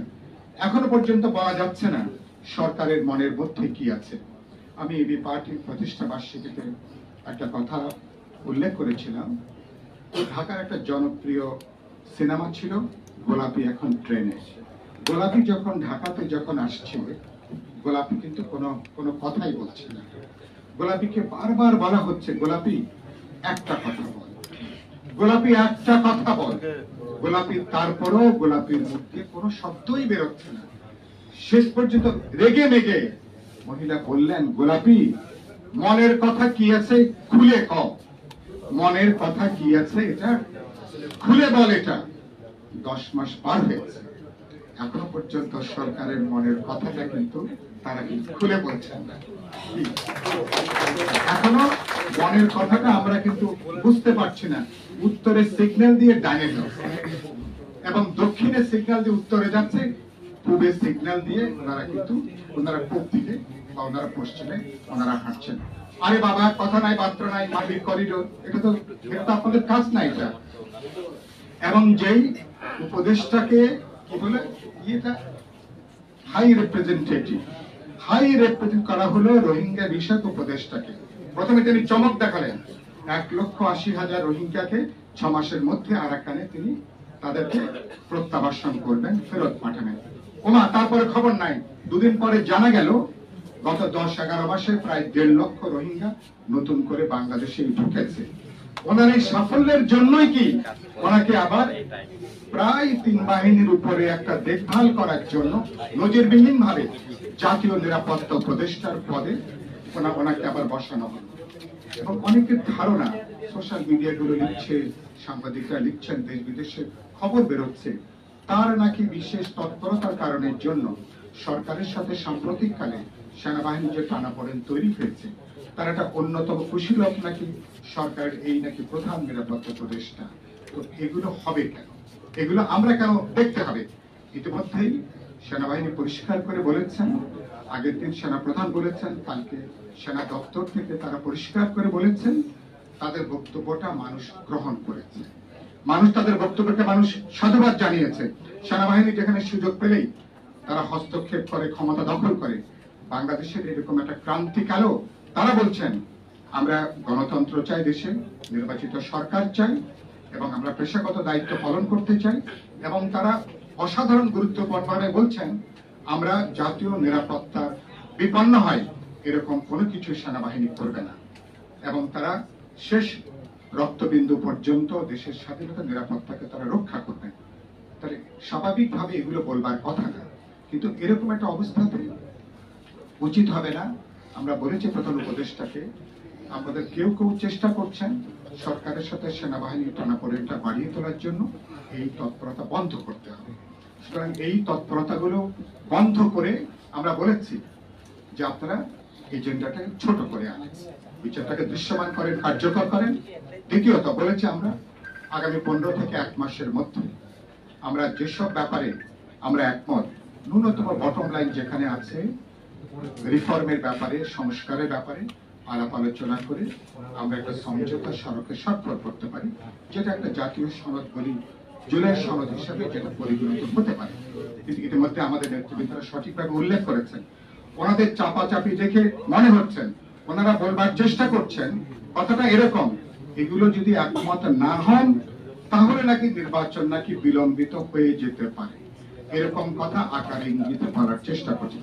আমরা পরিষ্কার করে বলতে চাই, এটা আপনাদের এখতিয়ারের বাইরে, এটা আপনাদের ম্যান্ডেটের বাইরে। আপনাদের কাজ হচ্ছে, একটু আগে রোহিত প্লিজ বললেন, সব বক্তারাই এখানে বললেন, আমাদের নেতারা, যেখানে আমরা একমত হতে পারবো সেখানে আমরা সনদটা স্বাক্ষর করবো। একটা কথা বলতে চাই, এক যাত্রায় ওনারা সমস্ত কিছু অর্জন করবেন, এই ম্যান্ডেট আপনাদেরকে দিয়েছে। আমি এ টু জেড সমস্ত কিছু আমি একবারেই আমি সেখানে অর্জন করতে পারবো, এবং সেটাও আপনাদের চাওয়া মতে। তো তাহলে তো এর কদিন আগে খসরু ভাই উল্লেখ করেছিলেন, তাহলে তো আর বহুত্ববাদ দরকার নাই, তাহলে তো গণতন্ত্র দরকার নাই, তাহলে তো একটা বাকশালী করলেই কিন্তু এখানে চলে। আমরা নিশ্চয়ই বাকশালী কোনো চিন্তা, বাকশালী কোনো ভূত জবরদস্তি করে আপনি চাপিয়ে দেবেন আর রাজনৈতিক দলগুলো সেখানে তারা আপনার সই করবেন, এরকম কোনো অবস্থা বাংলাদেশে নাই। মেহরবানি করে এই খেলাটা বন্ধ করেন, আপনাদের দিন দুনিয়াটা একটু ছোট করেন, এজেন্ডাটা ছোট করে আনেন, যেটুকু আমরা আলাপ আলোচনা করে বোঝাপড়ার জায়গাটায় আসতে পারবো সেই জায়গাটায় এসে আমরা আলাপ আলোচনা করে কিভাবে আমরা কত দ্রুত আমরা নির্বাচনটা সম্পন্ন করতে পারি সে ব্যাপারে আপনারা মনোযোগ দেবেন। যেই পরিস্থিতি চলছে এটা আজকে আপনাদের সামনে বলতে দ্বিধা নেই। প্রফেসর ইউনূস সেদিন তিনি সরলভাবে তিনি স্বীকার করেছেন পরিস্থিতিটা, তিনি খুব উদ্বিগ্ন, বিশেষ করে আওয়ামী লীগকে নিষিদ্ধ করবার পরে তিনি দেখছেন যে আওয়ামী লীগ এবং তিনি দেশের নাম উল্লেখ করেননি, কিন্তু পার্শ্ববর্তী বৃহৎ প্রতিবেশীর কথাই তিনি বলতে চেয়েছেন, তারা বহুমাত্রিক তৎপরতায় তারা এখানে যুক্ত আছেন। তো সেখানে আপনি তাহলে সরকারের দায়িত্বটা কি? রাজনৈতিক দলগুলো কিন্তু ঐক্যটা গড়ে তুলবেন, অংশীজনদের মধ্যে বোঝাপড়াটা গড়ে তুলবেন। সুতরাং সেই জায়গাটা না হেঁটে প্রতিদিন এমন প্রশ্ন উত্থাপন করছেন। এবং কালকেও দেখলাম আমাদের তরুণদের এক নেতা তিনি বললেন তিনি আন্দোলনরত, তাদেরকে তিনি পরক্ষণে আবার একটা হুমকি তিনি আবার দেওয়া তিনি শুরু করলেন। তা আপনারা কি সচিবালয়ের এই যে হাজার হাজার অফিসাররা কর্মচারীরা তারা যে আন্দোলনটা করছেন, আপনারা এগুলোকে হুমকি দিয়ে এই আন্দোলন কি দমন করা যাবে? এগুলো হুমকি দেওয়ার প্রশ্ন না। আপনারা আগুনের মধ্যে আপনাদের এই তরুণরা যাদের প্রতি আমাদের ভালোবাসাটা এখন পর্যন্ত আমরা রাখতে চাই, কিন্তু প্রতিদিন তাদের বক্তব্য উদ্বেগ তৈরি করছে, আশঙ্কা তৈরি করছে, আরো বিভক্তি তৈরি করছে, বিভাজন তৈরি করছে, হিংসা বিদ্বেষটা তৈরি করছে। সময়টা এখন এরকম না। সেই জন্য বলবো অনেক হয়েছে, আপনারা তাদেরকে একটু মেহরবানি করে তাদেরকে একটু সংযত করাটা খুব জরুরি। অতি কথন বাড়াবাড়ি এবং অতীতে অনেক অনেক বিপ্লব সেগুলো ব্যর্থ হয়েছে, অনেক অভ্যুত্থান, তারপরে আবার সেখানে পাল্টা একটা অভ্যুত্থান হয়েছে, পাল্টা প্রতিক্রিয়াশীল শক্তি নানা চেহারায় তারা কিন্তু আবার ফিরে এসছে।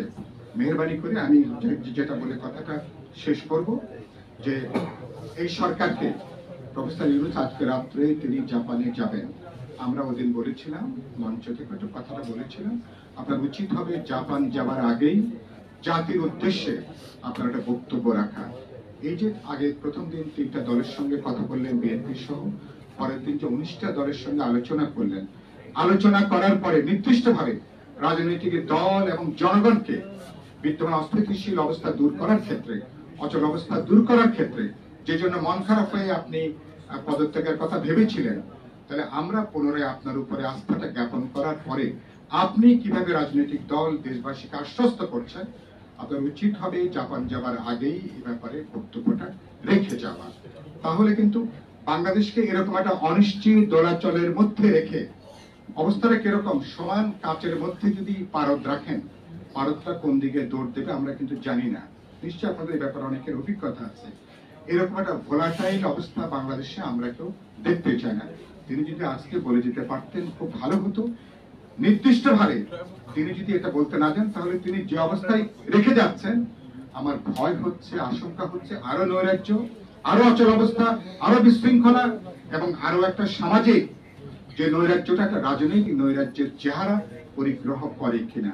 সেজন্য মেহরবানি করে এটা আপনার চিন্তা করবেন, আলোচনা করবেন। আমরা আপনাদেরকে সহযোগিতা করতে চাই।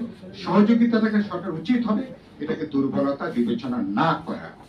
আর সুতরাং সবাইকে আস্থায় নেন, আলোচনা করেন, কথাবার্তা বলেন, কথাবার্তা বলে যেন আমরা সম্ভব হলে বলেছি এই ডিসেম্বরের মধ্যে যদি আপনার সঙ্গে দলগুলো যদি বোঝাপড়া থাকে, যদি 1 সপ্তাহ 15 দিন সময় বেশি লাগে, তাহলে কি কষ্ট ভাই তাহলে কি না করবেন? তাহলে আমরা কি সেই ইলেকশনকে আমরা কি না করব? যদি বুঝি যে আপনি আমাদের সঙ্গে একটা অর্গানিক এনগেজমেন্টের মধ্যে আছেন, বোঝাপড়ার মধ্যে আছেন, তাহলে কোনো সমস্যা হবে না। আশা করি সরকারের শুভবুদ্ধির উদয় হবে এবং সেক্ষেত্রে আমরা সরকারকে সফল দেখতে চাই। কিন্তু কেউ যদি নিজেকে যদি ব্যর্থতার দিকে নিয়ে যেতে থাকেন ধারাবাহিক ভাবে, তাহলে আমরা শত পেলা দিয়েও কিন্তু তাকে কিন্তু রক্ষা করতে পারবো না। আশা করি সেরকম একটা পরিণতি নিশ্চয়ই হবে না। কথা বলে সবাইকে শুভেচ্ছা ভালোবাসা জানিয়ে আমার বক্তব্য এখানে শেষ করছি। সবাইকে ধন্যবাদ।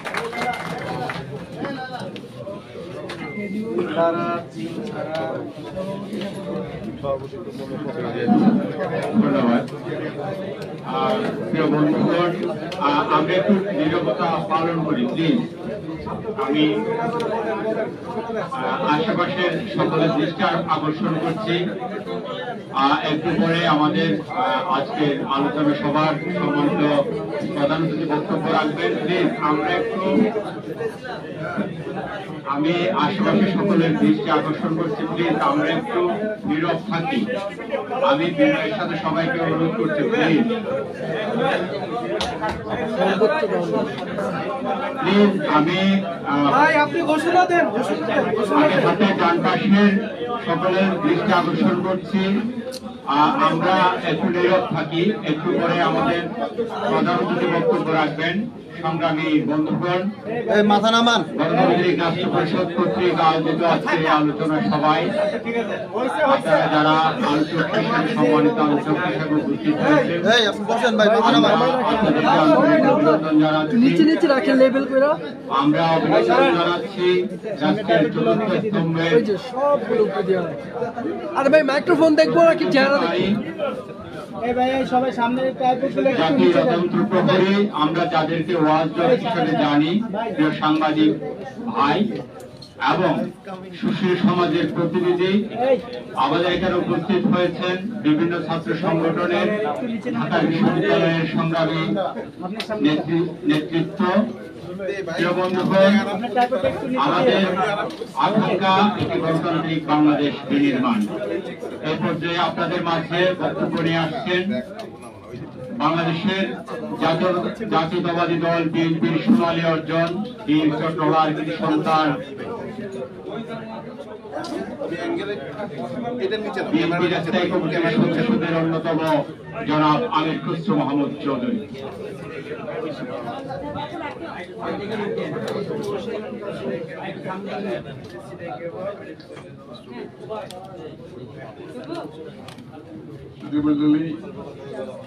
আজকে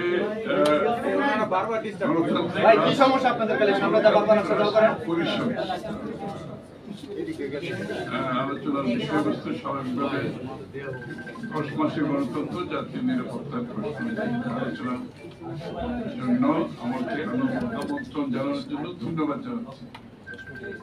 বিশেষ করে আমাদের দেশের মানুষের মধ্যে যে আকাঙ্ক্ষা, যার জন্য গত 15-16 বছর ধরে মানুষ আকাঙ্ক্ষাটা ছিল কিন্তু গণতন্ত্রের জন্য এবং বাংলাদেশে গণতন্ত্র পুনঃপ্রতিষ্ঠা করে, এবং সেই আকাঙ্ক্ষার ভিত্তিতে যে স্বৈরাচার ফ্যাসিস্টের বিরুদ্ধে একটা দীর্ঘ আন্দোলন, যেটা জুলাই অগাস্টে এসে স্বৈরাচার পতন ঘটেছে। আন্দোলনের কিন্তু মূল আত্মাটা ছিল, শর্তটা ছিল, ভাবনাটা ছিল, সেটা ছিল গণতন্ত্র। আমরা যেই যত সমস্যার কথা এখানে বলেছি, আলোচনা করেছি, সবকিছুর কিন্তু আনসার কিন্তু এক জায়গায়, সেটা হচ্ছে একটা গণতান্ত্রিক বাংলাদেশ। এই উত্তরটা এক জায়গায়, তবে যতই আলোচনা করবেন যে দিনের শেষে একটা গণতান্ত্রিক বাংলাদেশ এই দেশের মানুষ দেখতে চায়। গণতান্ত্রিক বাংলাদেশে যেখানে রাজনৈতিক, সাংবিধানিক, গণতান্ত্রিক অধিকার থাকে, তার যদি এই তিনটা অধিকার সমুন্নত থাকে, আসলে সব সমস্যার মূল কিন্তু সেই জায়গাটা। এই অধিকারহীন অবস্থায় বাংলাদেশ যেখানে এসেছে, সেখানে আসার তো কথা ছিল। সুতরাং সেই বাংলাদেশ ফিরে পাওয়ার জন্য যে আন্দোলন, সেই তাদেরকে মাথায় রেখে আপনারা এই যে গণতান্ত্রিক রাষ্ট্র পরিষদ গঠন করেছেন, আজকে সবাইকে এখানে আমাদেরকে আমন্ত্রণ জানিয়েছেন, আলোচনার সুযোগ সৃষ্টি দিয়েছেন। এটা কিন্তু গণতন্ত্রের উত্তরণের আলাপ, পাবলিক ডিসকোর্স যেটাকে বলে, সংলাপ যেটাকে বলে, আলোচনা যেটা বলে, তার একটা সুযোগ সৃষ্টি করে দিয়েছে। এবং এখানে কিন্তু বিভিন্ন মতের মানুষ আছে।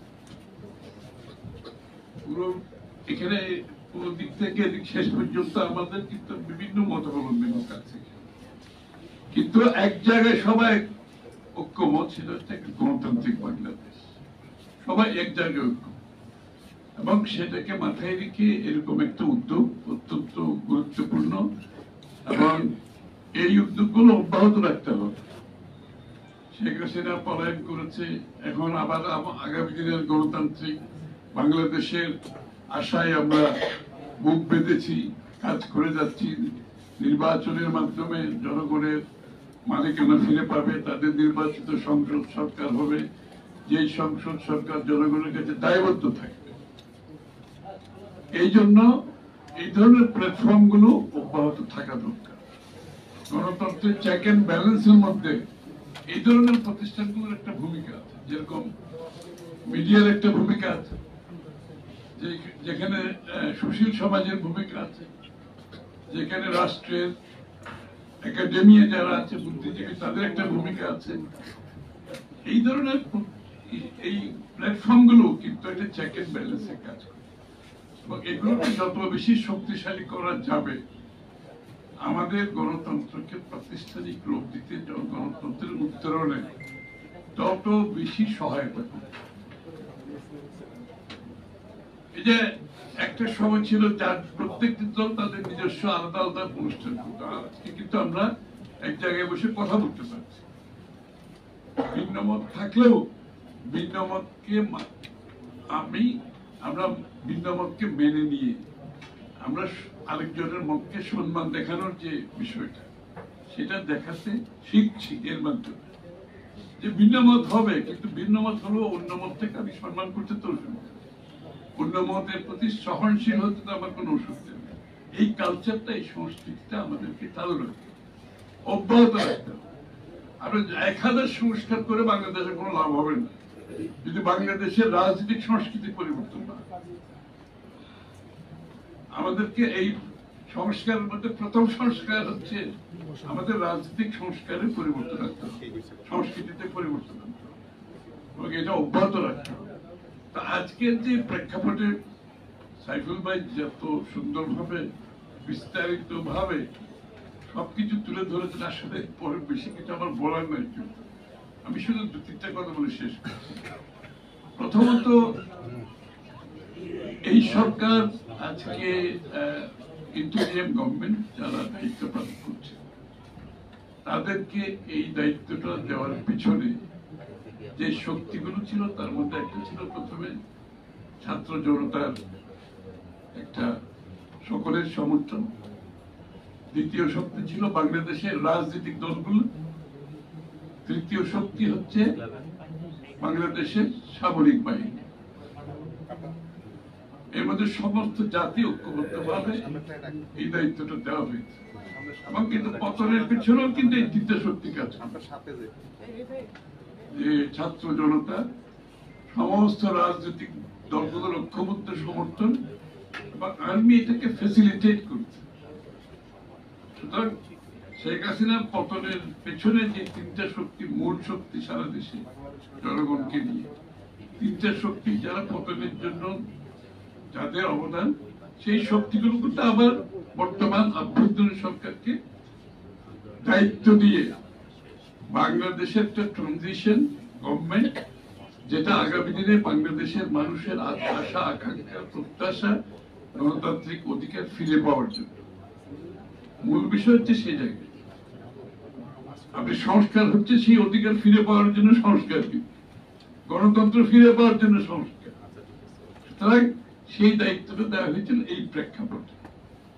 কিন্তু আজকে 10 মাস পরে আমরা যদি এটাকে একটু অ্যানালিসিস করি, এটাকে আমরা যদি একটু ফিরে তাকাই, তাহলে এই 3টা শক্তি যারা আজকে সরকারকে দায়িত্ব দিয়েছেন, তাদের মধ্যে আমি যদি একটা বলি, ছাত্র জনতার মধ্যে আজকে অবস্থানটা কোথায়?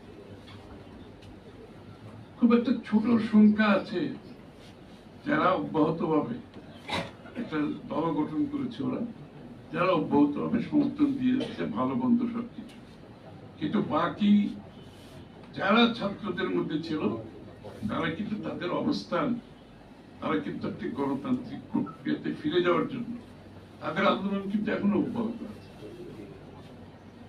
একটা ছোট ফ্যাকশন যারা আজকে হয়তো এই অভ্যন্তরীণ এই অন্তর্বর্তীকালীন সরকারকে তারা যেহেতু একটা দল গঠন করেছে এবং তাদের এখানে ব্লেসিং আছে, এই জন্য হয়তো তারা আছে, কিন্তু বাকিরা কি বলছে বাকিটা শুনতে হবে যে যারা বসিতে তারা কি বলতে চাচ্ছে। দ্বিতীয় হচ্ছে রাজনৈতিক দলগুলো। রাজনৈতিক দলের মধ্যে বিএনপি সবচেয়ে বৃহত্তম, না কি বলবো আমি জানি না, বিএনপি হচ্ছে সবচেয়ে বড় দল এবং বিএনপির সাথে আমরা যারা এখানে যুগপথে আমরা আন্দোলনে আছি সেখানে 42টি দল আছে। তার বাইরে রহিম ভাইদের যারা আমাদের বামপন্থী দলগুলো যারা আছে তারা আছে প্রায় 50টি দলের অধিক। অর্থাৎ মাইটি মানে ইভেন আর যারা তার বাইরেও যারা আছে তারাও কিন্তু গণতন্ত্রের কথা। সুতরাং তারা কোথায়, তাদের অবস্থাটা এটা একটু বিবেচনার দরকার আছে। তৃতীয় হচ্ছে বাংলাদেশের সামরিক বাহিনী, তাদের অবস্থানটা কোথায়? আমরা কি যেদিন এই সরকারকে বসানো হয়েছে ইন্টেরিয়াম গভর্নমেন্টে সেই দিনের সাথে তুলনা করে আজকে যদি আমরা কম্পেয়ার করি এই অবস্থান কোথা থেকে কোথায় এসে আমরা দাঁড়িয়েছি, এটার একটু অ্যানালিসিস করা দরকার সকলের জন্য। সরকারকে দরকার, আমাদের সকলকে দরকার, কোথায় যেন এই একটা বিভক্তি হয়ে গেছে, কেন হয়ে গেছে এবং এই বিভক্তির দায় কে দেবে। যারা অনেক আশা নিয়ে অনেক আকাঙ্ক্ষা নিয়ে বাংলাদেশের জাতীয় ঐক্যের মাধ্যমে একটা গণতান্ত্রিক অর্ডারে ফিরে যেতে চেয়েছিল সেটা কেন আজকে প্রশ্নবিদ্ধ হচ্ছে এবং এই যারা সমর্থন দিয়েছে তারা কেন আজকে একটু দ্বিধাদ্বন্দ্বের মধ্যে থাকে, এটা তো একটা অ্যানালিসিস করার দরকার আছে। সুতরাং আমি বেশি দীর্ঘায়িত করবো না। এটার একমাত্র কারণ হচ্ছে যে প্রত্যাশা নিয়ে গণতান্ত্রিক অর্ডারে ফিরে যাওয়ার জন্য যে কাজগুলো করা দরকার ছিল সেটা দৃশ্যমান হচ্ছে। আমাদেরকে এখানে বলা হচ্ছে সংস্কার ব্যাপারে কারো কোনো দ্বিমত আজ পর্যন্ত দেখলাম না। আমি অবাক হচ্ছি কেন সংস্কার করে আমরা গলা শুকিয়ে ফেলছি। সকলে সংস্কার প্রস্তাব জমা দিয়ে দিচ্ছে, সকলে জমা দিচ্ছে এবং ফিরোজ সাহেব বলছেন প্রথম থেকে যে যেখানে ঐক্যমত হবে এই সংস্কারগুলো বাস্তবায়ন করা হবে। ঐক্যমত ওয়ার্ড হচ্ছে কি ঐক্যমত।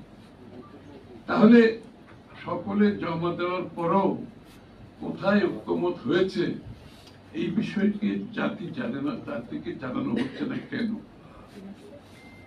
কেন জানানো হচ্ছে? এটা রহস্যের ব্যাপার না।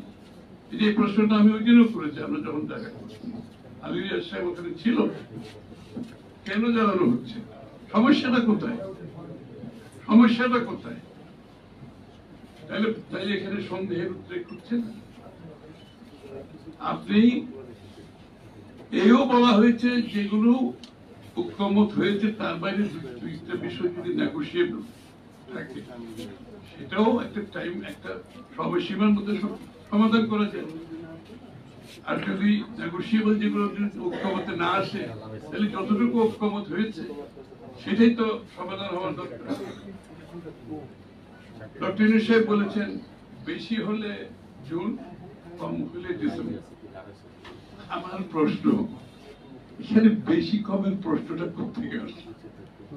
উনি তো নিজেই বলেছেন ঐক্যমত যেগুলো হবে সেগুলোর ভিত্তিতে সংস্কার হবে। আবার বেশি আর কমের ইস্যুটা কোথেকে আসছে? তাহলে কোনটা বেশি কোনটা কম এটা কে নির্ধারণ করবে?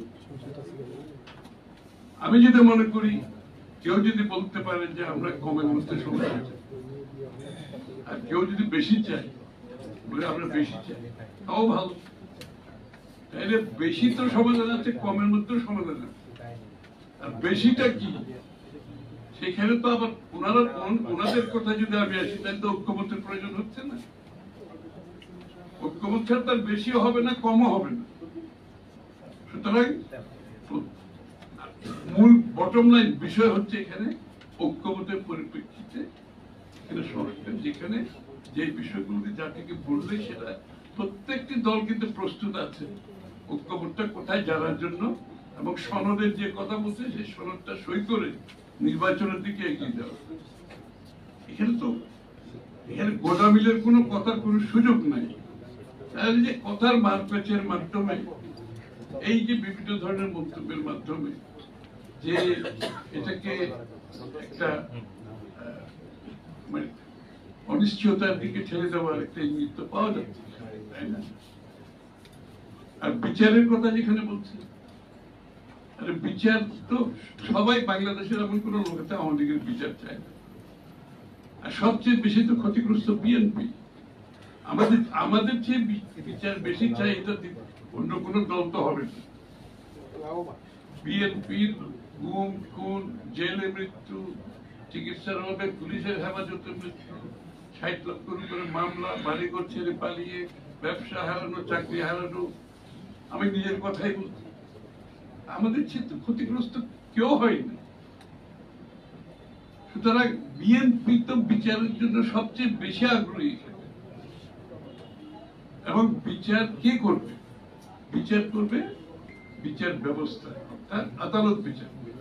সরকার বিচার করে নাকি? সরকার তো বিচার করে না, সরকার বিচারের আওতায় আনে। তাহলে সরকারের কাজটা কি ছিল 10 মাসে? এদেরকে বিচারের আওতায় আনা। তো বিচার যদি, বিচারের আওতায় যদি তারা আনতে না পারে 10 মাসে, তাহলে বিফলতা তার কাজে রেখে এখানে আর কেউ তো আনতে পারবে না, সরকারকে আনতে হবে। 10 মাস পরে যদি এখনো যদি বলা হয় বিচার শেষ না হবে, বিচার তো সরকার করে না। হ্যাঁ, সরকার করতো, শেখ হাসিনা বিচার করতো, বিচার বিভাগ বিচার করতো না। ওই কথা তো এখন আর প্রযোজ্য না।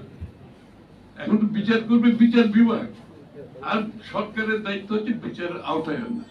এটা 10 মাসে তোমরা আওতায় আনতে পারতেছো না কেন? ডিসেম্বরে যদি নির্বাচন হয়, আরো 6 মাস আছে, নিয়ে আসো। কে মানা করতেছে বিচারের আওতায় আনতে? আমরা তো বলছি তারা যদি ডিসেম্বরের মধ্যে নির্বাচনের আগে বিচারের আওতায় যদি কাউকে আনতে সমর্থ না হয়, আমরা তাদেরকে বিচারের আওতায় আনবো। কারণ আমাদের চেয়ে ক্ষতিগ্রস্ত কেউ নেই। বাংলাদেশের মানুষ কিভাবে ক্ষতিগ্রস্ত হয়েছে সবাই আমরা জানি। তারা যদি ব্যর্থ হয় কাউকে বিচারের আওতায় আনতে, আমরা তো তাদেরকে বিচারের আওতায় আনবো, কিন্তু বিচার করবে স্বাধীন বিচার, সরকার করবে। আমরা ওই শেখ হাসিনার পথে আমরা বিচার করে সেই দায়িত্ব বিচার বিভাগকে প্রশ্নবিদ্ধ করে আবার বাংলাদেশকে সেদিকে ঠেলে দেওয়ার পক্ষপাতী আমরা। সেই বিচার বিভাগ। তাইলে সমস্যাটা সংস্কারের কোনো সমস্যা দেখছি না, বিচারের বেলায় কোনো প্রবলেম দেখছি না। তারপরে রোড ম্যাপটা দিতে এত ভয় কেন? আর নির্বাচনকে এত ভয় কেন? যাদের নির্বাচনে ভয়, অর্থাৎ তাদের সাথে জনগণের কোনো সম্পৃক্ততা নেই, জনগণের সাথে তাদের কোনো সম্পর্ক নেই, জনগণের উপর তাদের কোনো আস্থা নেই, গণতান্ত্রিক অর্ডারের উপর তাদের কোনো আস্থা নেই, তাহলে এখানে আজকে বিভক্তিটা যারা গণতান্ত্রিক চায়, যারা জনগণের মালিকানা চায়, যারা জনগণের আস্থা নিয়ে রাজনীতিতে বিশ্বাসী, সমর্থন নিয়ে বিশ্বাসী, তাদের সাথে যারা অন্য পথে চলছে, যে শেখ হাসিনার পথে চলছে। শেখ হাসিনা নির্বাচন দিলে সে নির্বাচিত হবে না, এই জন্য নির্বাচন হবে না। এখন তো অনেকটা আমার কাছে মনে হচ্ছে যে কারা নির্বাচিত না হওয়ার জন্য বাংলাদেশে নির্বাচন হবে না, এই প্রশ্নটা সামনে চলে আসছে, একেবারে পরিষ্কার ভাবে চলে আসতেছে। আর যেই সরকারের উপর সকলে আস্থা রেখেছে নিরপেক্ষ ভাবে, একটা নিরপেক্ষ ভাবে গণতান্ত্রিক অর্ডারে ফিরিয়ে নিয়ে যাবে, তাহলে কি তাদের নিরপেক্ষতা নিয়ে প্রশ্ন উঠছে না আজকে? তাহলে কি তাদের গণতান্ত্রিক অর্ডারে ফিরে যেতে কোনো দ্বিধাদ্বন্দ্ব আছে? নির্বাচন নিয়ে তাদের দ্বিধাদ্বন্দ্ব আছে, এবং নির্বাচনের বিপক্ষে সংস্কার আর বিচারের বিষয়টা নিয়ে আসার অর্থ, আর কোনোটার সাথে কোনোটা কোনো সাংঘর্ষিক কোনোটাই না, কিন্তু সবগুলো মিউচুয়ালি এক্সক্লুসিভ। যে নির্বাচনের আপনার রোড ম্যাপ এক বিষয়, বিচার একটা বিষয়, সংসার একটা বিষয়, সবগুলো চলমান প্রক্রিয়া। আর ওই 5 জন 10 জন লোক একটা বিজ্ঞ মানুষ হিসেবে নিজেদেরকে মনে করে বাংলাদেশের ভবিষ্যৎ নির্ধারণ করবে জনগণকে বাইরে রেখে, তাদের সাথে শেখ হাসিনার ব্যবধানটা কোথায় আমরা দেখতে পাচ্ছি? একই তো, ওরাও তো সব বস্তু, ওরাও বলতো সব দেশের উন্নয়নের জন্য করতেছে। এখানে ভোটের দরকার, এখানে অধিকারের দরকার, সব মানুষের জন্য করতেছে, ভালো ভালো কাজ করতেছে। তো ভাষাটা তো অনেকটা ওরকমই হয়ে যাচ্ছে, গণতন্ত্রের স্পিরিট থেকে সরে গিয়ে। এটা যত অনির্বাচিত সরকারের দিনগুলো যত বেশি দীর্ঘস্থায়ী হবে, তত বেশি অস্থিতিশীল হবে, তত বেশি মানুষের অধিকারহীন হবে। আমি মিডিয়াকেও বলছি, আপনারা লক্ষ্য করবেন, অনির্বাচিত সরকার যদি বেশি দিন ক্ষমতায় থাকে, সেই ক্ষমতা তারা অব্যাহত রাখার জন্য আস্তে আস্তে মিডিয়ার উপর চাপ শুরু হোক। আপনি যদি যে কোনো সরকার যদি অনির্বাচিত হয়, যে কোনো সরকার, সে যে ফরম্যাটে আসুক, নিজে গিয়ে তার ওই ক্ষমতা ধরে রাখার জন্য তারা যেরকম সব জায়গায়, এখানে আপনারা দেখতে পাচ্ছেন যে কারো পক্ষে একটা অবস্থান নেওয়া, কেউ রাস্তা মিটিং করলে এক ধরনের মন্তব্য। আবার বিএনপি যখন ওই ইশাকের দায়িত্ব পাওয়ার জন্য আন্দোলন করে, যেখানে কোর্টের জাজমেন্ট আছে, যেখানে নির্বাচন কমিশন যেটাকে ওদেরকে এন্ডোর্স করেছে, যেখানে কোর্ট আবার তাদের এপিল রিজেক্ট করেছে, একটা আইনগত দিক থেকে একটা আন্দোলন, একটা নাগরিকের অধিকার। আমার যদি আইনগত অধিকার যদি কেউ বঞ্চিত করে সরকার, নাগরিকের দায়িত্ব রাস্তায় আসা। যেই নাগরিক আইনগত প্রক্রিয়ার জন্য রাস্তায় আসতে পারবে না, সেখানে তো গণতন্ত্র হতে পারবে না। সে প্রতিবাদ করতে রাস্তায় আসবে, সেটাকে বাধাগ্রস্ত করছে, সেটা খারাপ কাজ। আর যমুনায় যাইতেছে, ওই শাহবাগে যাইতেছে, রাস্তা বন্ধ, কোথায় কোথায় মবক্রেসি, কোথায় কোথায় বন্ধ, না মানলে ওই যে সাংবাদিকদের পত্রপত্রিকার অফিসে যাওয়া, ঘেরাও করা, সাংবাদিকদের থ্রেট করা, অলরেডি তো শুরু হয়ে গেছে। আমি যেটা বলছিলাম, অলরেডি শুরু হয়ে গেছে। কিন্তু এইগুলো কিন্তু বাড়তে থাকে, কারণ ক্ষমতা খুব খারাপ জিনিস। আপনি যদি অবৈধভাবে ক্ষমতায় থাকেন, অনির্বাচিত ভাবে থাকেন, আমার থাকতে চান, আপনার আচরণ ক্রমান্বয়ে স্বৈরাচারের আচরণগুলোকে মানতে হবে, সেটা যে ফরম্যাটে আসুক। সব আমরা তার লক্ষণ দেখতে পাচ্ছি কিছু কিছু ইতিমধ্যে। সুতরাং এইটা এমন একটা নিয়ে যাওয়া যাবে না যেখানে বাংলাদেশের মানুষকে তার অধিকারের জন্য আবার একটা অবস্থায় যাবে দেশ, যেটা বাংলাদেশের মানুষ চায় না, রাজনৈতিক দলগুলো চায় না। কেউ সাংঘর্ষিক রাজনীতি বাংলাদেশে চায় না, কেউ মবক্রেসি চায় না, কেউ জোর করে তাদের দাবি আদায় করতে চায় না। দাবি আদায় করতে হলে চাপিয়ে না দিয়ে গণতান্ত্রিক প্রক্রিয়ার মাধ্যমে আপনি দাবি আদায় করতে হবে। জোর করে কোনো দাবি আদায় করা যাবে না, প্রেশার দিয়ে কোনো দাবি আদায় করা যাবে না। আপনাকে গণতান্ত্রিক প্রক্রিয়ার মাধ্যমে আপনাকে আপনার দাবি আদায় করতে হবে, এবং সেই দাবি টেকসই হোক। আর আপনি জোর করে যেটা দেবেন সেটা ছুঁড়ে ফেলে দেবেন সবাই। শুধু ছুঁড়ে ফেলে দেবেন না, সেটা দেশকে অস্থিতিশীল করবে। আমাদের দাবিগুলো মানতে হবে, না মানলে ইলেকশনে যাব না। আমাদের দাবিগুলো মানতে হবে, না মানলে ইলেকশন কমিশন ঘেরাও হবে। আমাদের দাবি মানতে হবে, যমুনা ঘেরাও করতে হবে। আমাদের দাবি মানতে হবে, শাহবাগ ঘেরাও করতে হবে।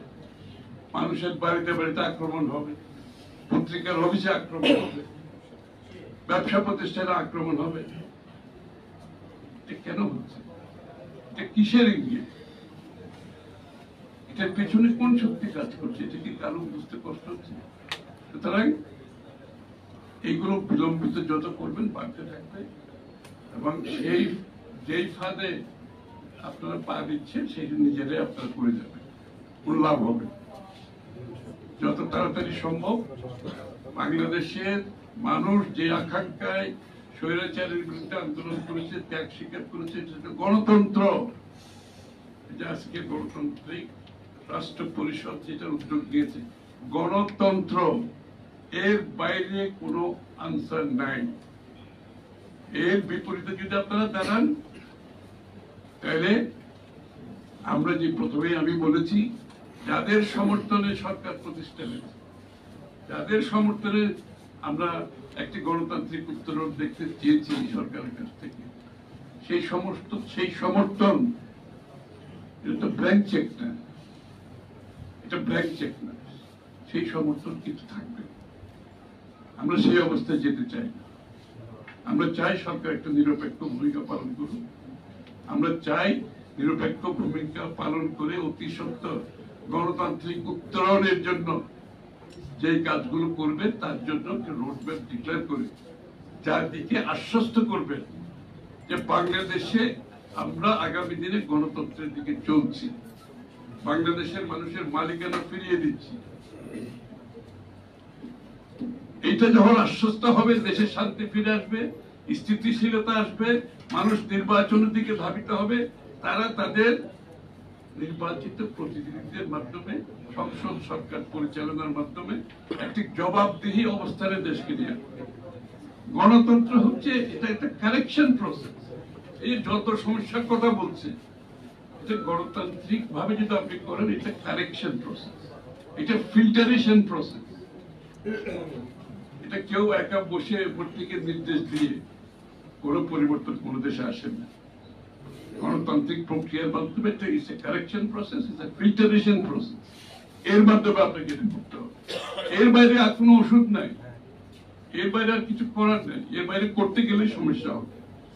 সুতরাং গণতান্ত্রিক প্রক্রিয়া, গণতান্ত্রিক উত্তরণের জন্য রোডম্যাপের মাধ্যমে দেশের মানুষের মালিকানা ফিরিয়ে দিয়ে তাদের নির্বাচিত সরকার, তাদের সংসদ, কারণ তাদের থেকে দায়বদ্ধ থাকবে। এই অবস্থা যত তাড়াতাড়ি আমরা দেশে আনতে পারবো, দেশ অত তাড়াতাড়ি একটা স্থিতিশীলতার দিকে, একটি মুক্ত রাজনৈতিক পরিবেশের দিকে যাবে, যেখানে সবাই মুক্তভাবে কথাবার্তা বলতে পারে। এবং শেষ কথা আমি বলছি, এটা আমাদের সবাইকে অনুধাবন করতে হবে, রাজনীতিবিদদের এটা অনুধাবন করতে হবে। আগামীর রাজনীতি আগের রাজনীতির মতো হবে না।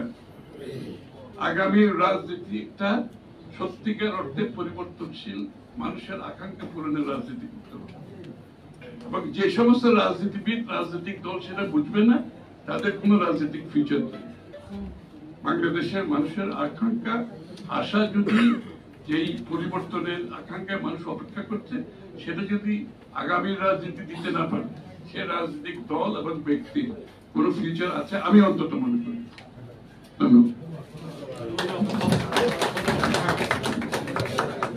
ধন্যবাদ জনাব আমির মোহাম্মদ চৌধুরী। এখন